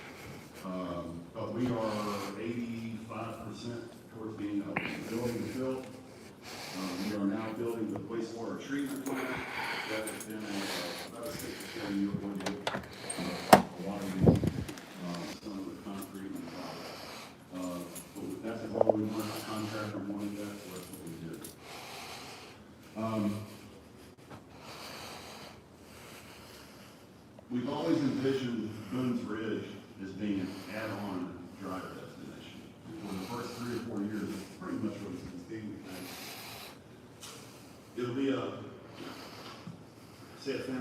drive going from Indianapolis to Hilton Head or Gatlinburg, they've seen our advertisements, they've read about us, they've seen us on the web, and they look and they figure out, we could go down I-75 south and get off at exit 29 in Corbin on this Highway 25E. Looks like it's a 4-lane divided highway all the way to Interstate 81 in Tennessee, and then Interstate 40 is only about 5 miles from there. So we got a 4-lane highway that connects 3 interstates. No other place in East Kentucky besides Laurel, Knox, and Delaware County have that. That's a huge asset to have. So we'll stop at Bones Ridge for a half a day or 3/4 of a day and move on. We get questioned a lot about hotels.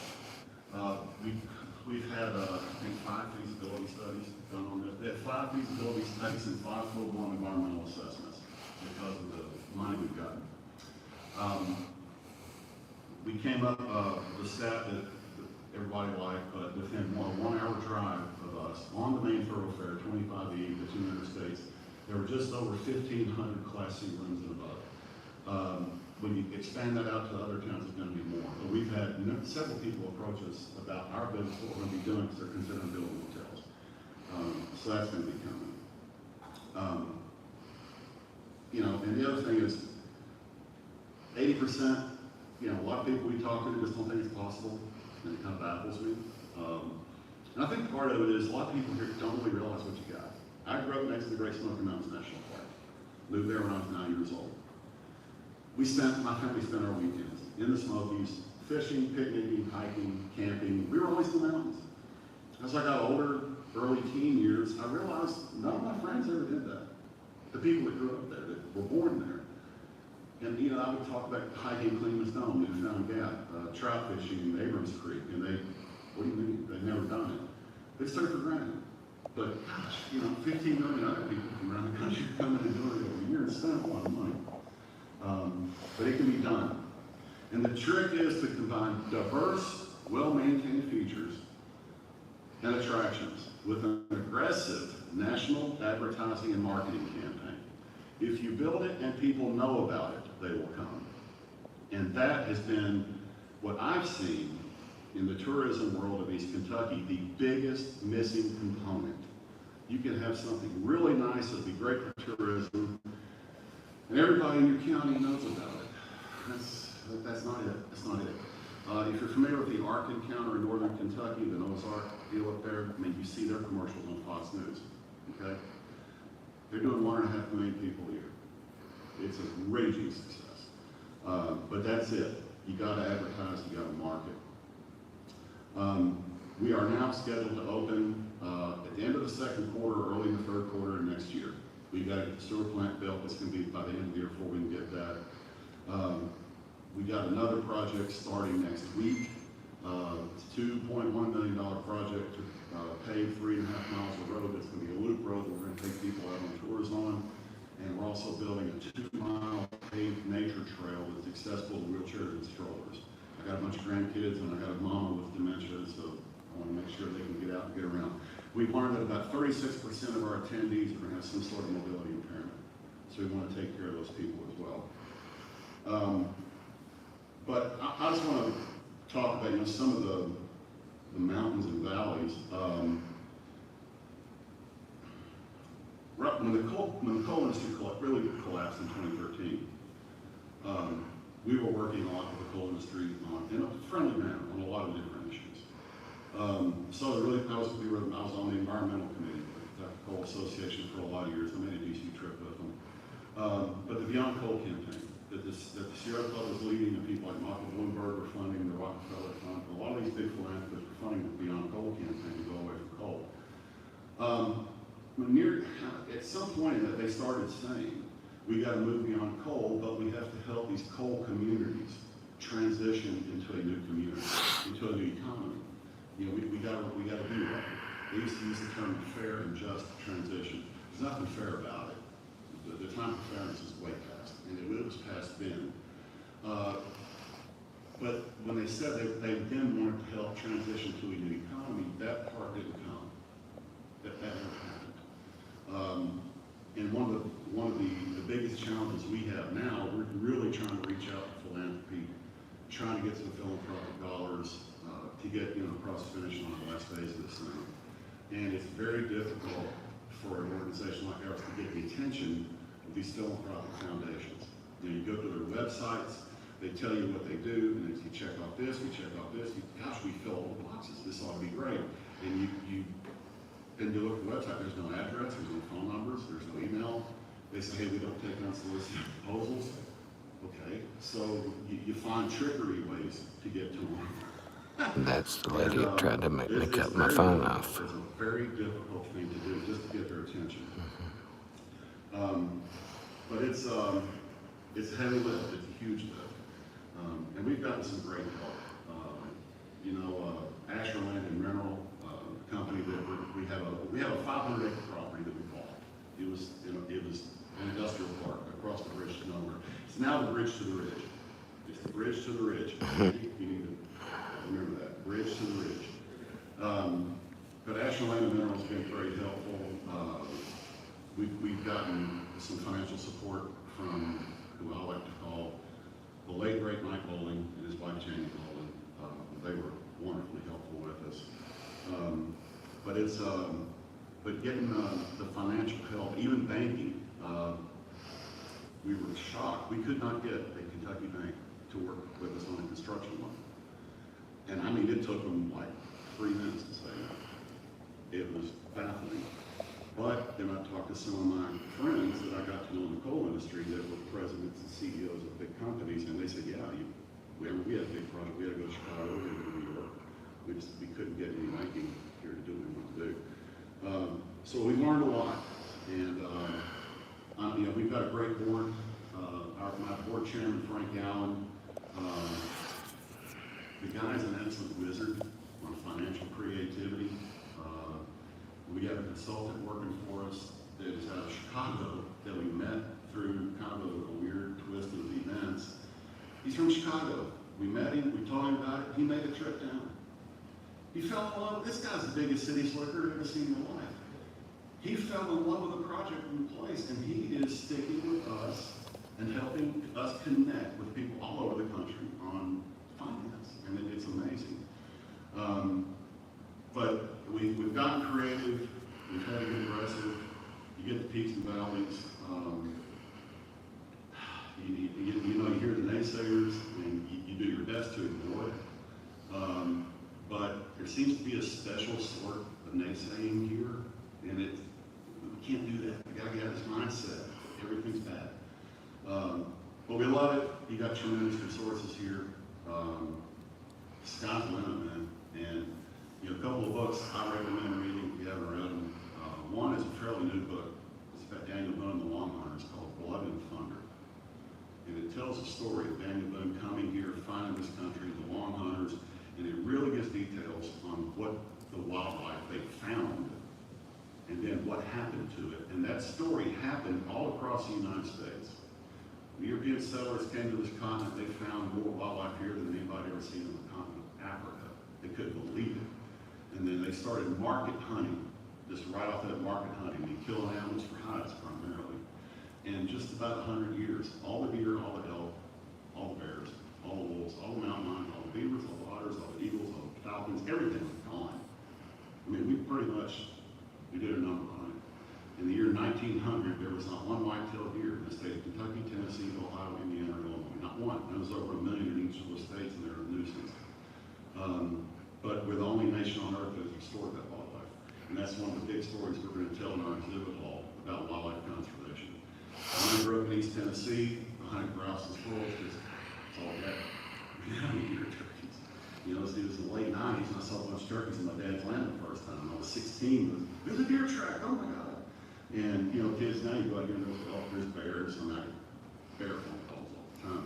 Bears love Boone's Ridge. They love it. I can tell you, I saw 9 bears there one day. 9 separate bears in about an hour and a half. It's nuts. But anyway, we want to help. I've made several trips to Harlan County in the last several years, but I never been to Evarts. Didn't even know where it was. Where is Evarts? I've never been here, but I've been everywhere else like 1,000 times. But we're getting there. We're getting there. And Sandy Kurt's a huge help for Sandy Donahue. this every long tours. We're here, and it's going to be big. And yes, our authority, we've had numerous feasibility studies, independent assessments of attendance estimates, it all kind of runs together. And with the features that we're adding, looks like by the third year we're going to break a million. 1 million people, 1 million customers, 8 miles from the Harlan County line. Bell County has 26,000 residents. Harlan County has a similar number. You're losing 10% of your population every decade. Suddenly, new money. New money. They spend money and they leave. You don't have to pay to send their kids to school. But tourism can do it. I think it's the one industry in this area that can do it and actually have prosperity for the majority of the people. I've seen it. It can work. And just one way, we just got up. There's one way for us to go. But thank you for inviting me. And if you have any questions, I'll be around. Come ask me, and accountability and so yes. Well, the two Sandys. Thank you.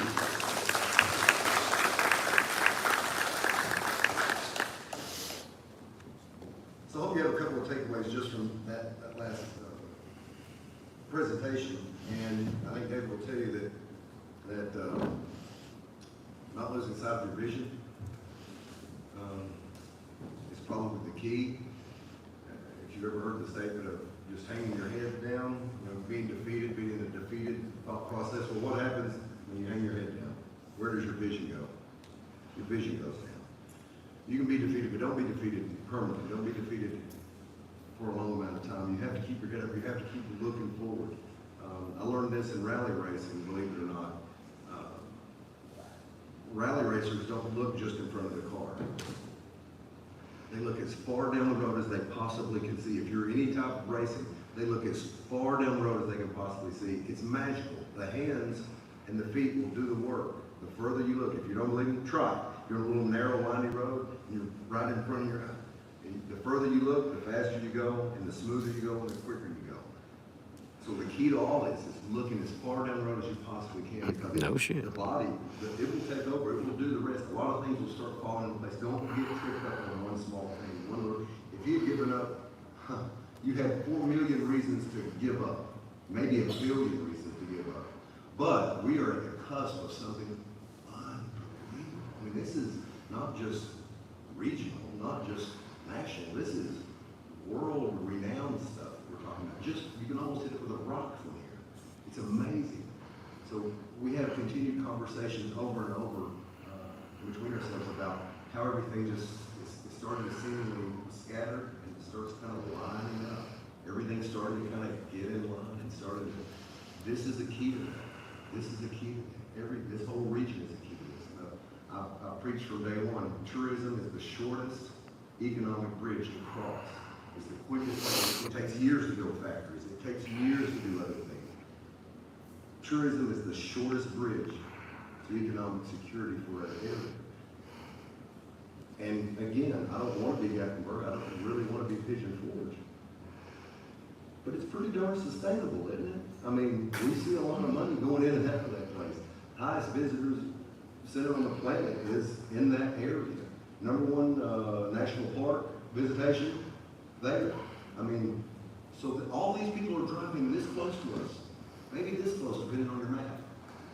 They just need to come and visit us. I'm sure we'll make them feel at home. I'm sure we'll make them feel welcome. I'm sure we'll show them something amazing. If you get a chance to come down here, it will blow your mind. It will blow. I thought Evarts High School is a large building.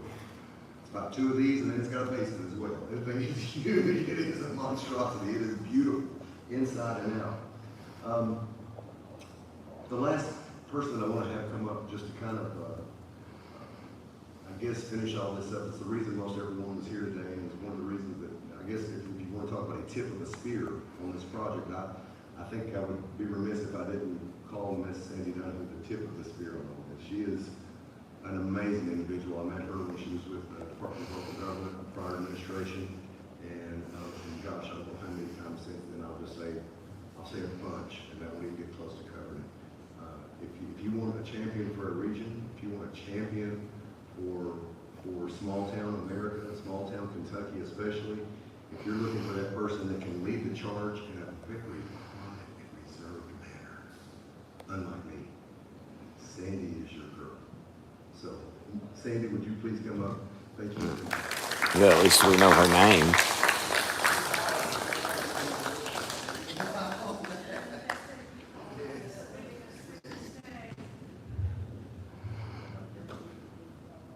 Thank you, everyone who came out today to look at this wonderful project, to witness the enthusiasm and the beauty of this delightful community, and to give of yourself, your expertise, your time to spend the day with us.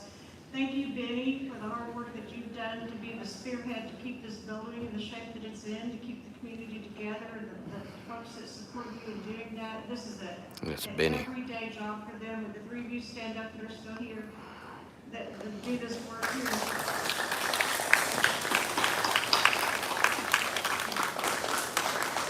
Thank you. Well, there's more than three. There's two more. Everybody stand up. Thank you. Thanks to all of you. Thanks for welcoming us here.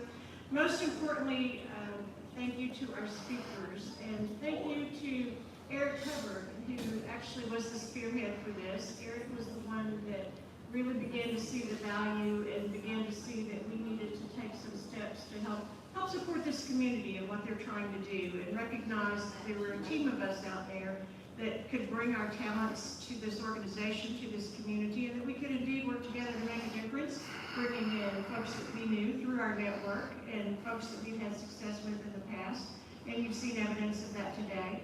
Every single person that came here to speak to you today adds value to the work that you're doing. Jonathan Bennett, for example, is here with us.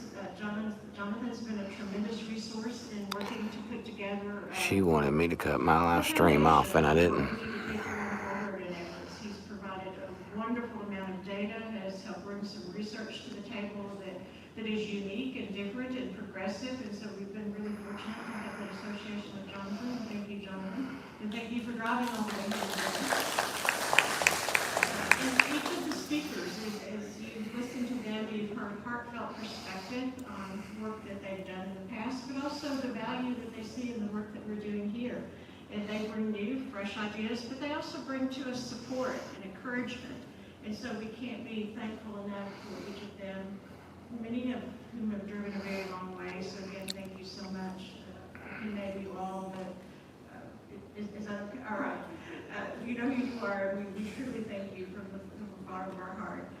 Matt Brown, we haven't mentioned, has brought to us a new perspective of possibilities of what could happen in this facility. And we all know that it is wonderful to have a facility. It's a completely different problem when you can't sleep at night because it doesn't cash flow. So we need to think of new and innovative ways in programming that can meet the community's needs, but also can have the added value of being self-supported. And that's been very helpful to us in thinking through that, through his expertise and what he's done in life. But he also helped introduce us to the architects that have done some drawings and renderings. And the most important part of this whole process that we've been through to get here today is what we really truly needed to know, and what has not been done, is an in-depth professional architectural and structural survey on the integrity of the building. We all knew through our intellectual properties that we each individually have that this building was solid as a rock and that it would never be going anywhere. But what we didn't have was a professional stamp that indeed this building is solid. And indeed do not have structural issues that cannot be overcome. And that indeed, if rehabilitated, and it will not be cheap, I will tell you it will not be cheap, but if indeed this building were rehabilitated, it would be cheaper to rehabilitate it than it would be to build the same footprint back in today's dollars. And secondly, the building would have a lifespan of over 100 years, in the architect's professional opinion, if it were rehabilitated. So that tells you that you have a tremendous asset in this community, and there were a lot of people that probably would have come here, would have taken a look at this building and said the best thing that can happen to your old building is for it to be raised. And so now we know, with professional opinions, that that is not the case. So now that we have our roadmap, and our roadmap for the community, we've been through this public input process, we've involved lots and lots and lots of partners.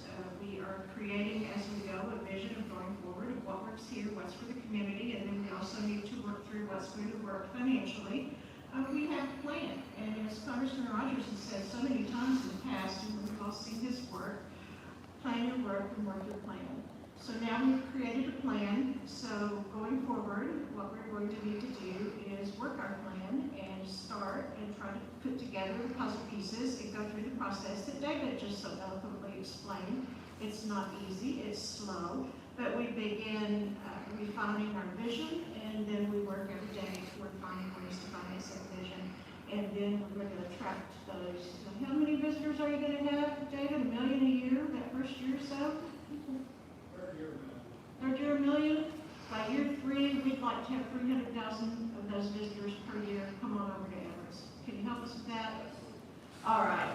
Well, thank you again to everyone for being here this long with us. Again, I can't go without saying so many times over, thank you, Eric Hubbard, for being the ever-driving force, because when the rest of us have to quit. So again, if I missed anybody, thank you too, and I hope you have a wonderful evening and a tremendous weekend, and hope that we can come back together and celebrate more successes in the future. Thank you. This was undercover. She was looking at it and thinking, whose was that? Whose was that? That is Sandy. We got something special. If nothing else, you can think of this day. I consider this day a great place marker in our going forward with this project. I'm going to ask her what part of my live stream she wants cut out. Telling me to stop my fucking recording. Who does she think she is? Yeah, we can't do that right. That's what we want to roll with. We'll probably have to come down there. Thank you so much. Thank you all, everyone. I appreciate it.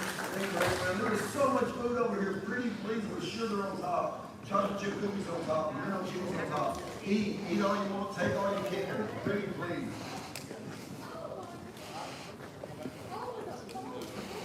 Good to see you, Larry. Doing good, sir. Yeah, a long one. Do they have one of these mock rooms set up? Do they have one of these rooms set up? Yeah, I think maybe out here.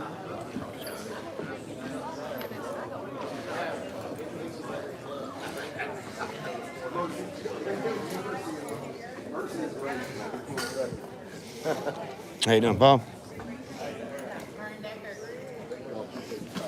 Check everything out. If you got any questions, comments, anything like that, let me and all of us know. That's the point of all. Ain't walked the halls of Evarts High School in years.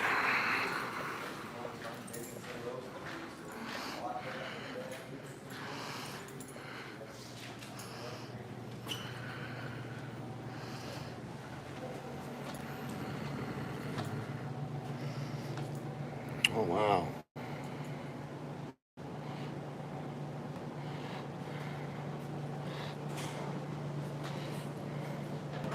Guys, they have really been doing some work on this.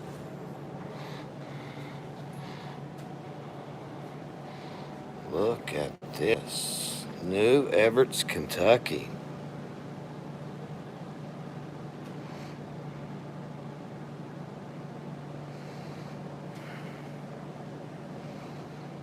Wow. All apartments, few little houses that's left. Holy shit. The park. What fucking kind of park is this? Hell, a roller coaster. Evarts, Kentucky chairlift. I always said a chairlift would be awesome in here. I don't know if I'm supposed to be in this room or not.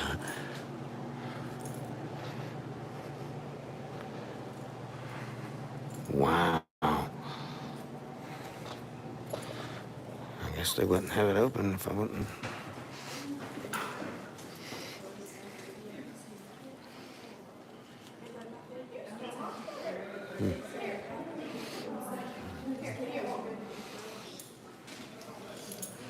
Trophy cases, guys.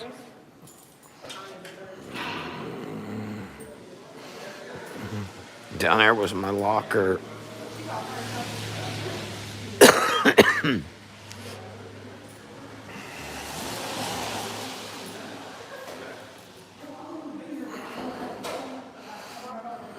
Scott Russell.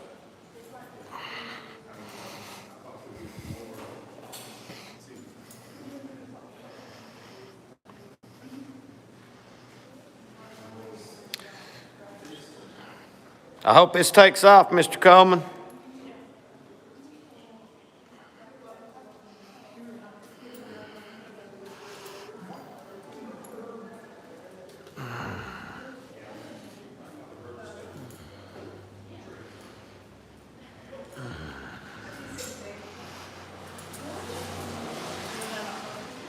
Alrighty, guys. So that's going to be it. I'm glad I was able to take you down the halls of Evarts High School one last time.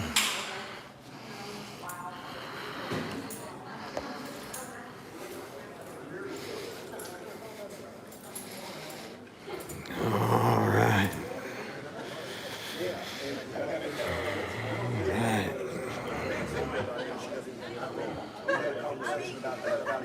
For sure.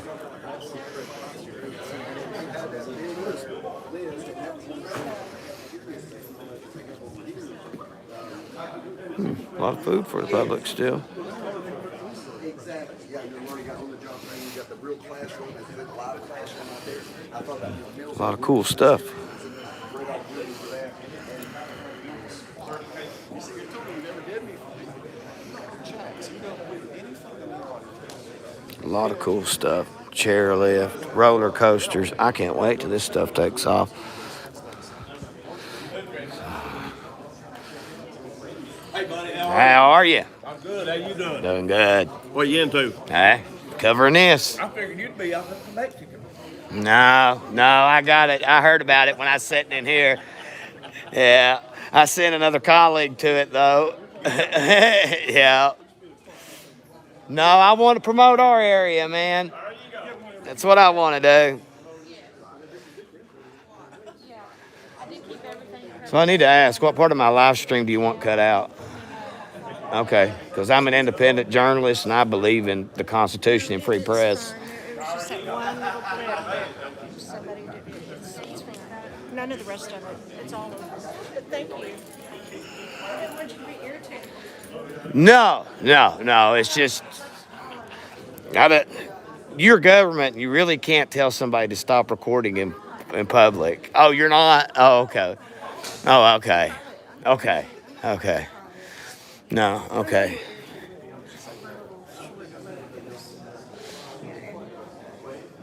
Well, I never stopped recording.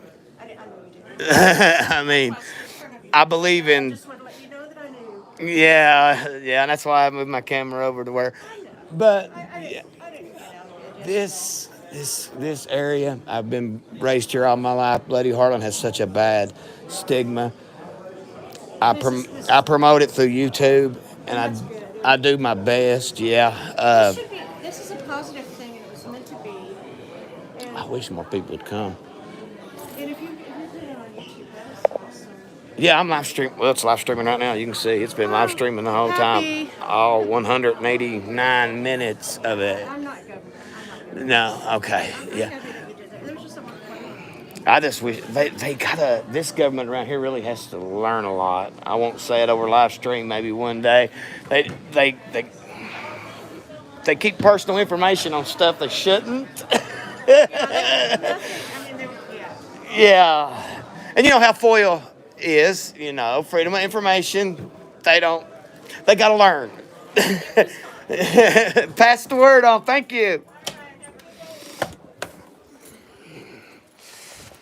Of course it was fine. You're not going to tell me what I can and can't record. Anyway, guys, breaking news also coming in.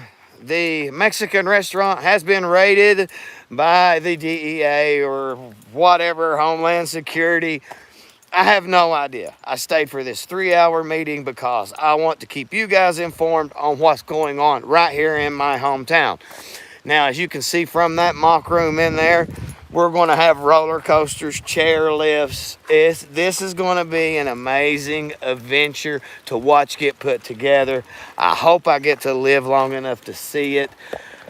It's a great, great lift off my mind to know that my kids can get an education, stay in Harlan, and get a job in Harlan, and that they don't have to leave the area. So, anyway, guys, I'm going to get back to work. You guys take care. God bless you, and I'll see you all on the next live stream. Sorry it was so long, but if you waited to the end, you got your bellies full for sure.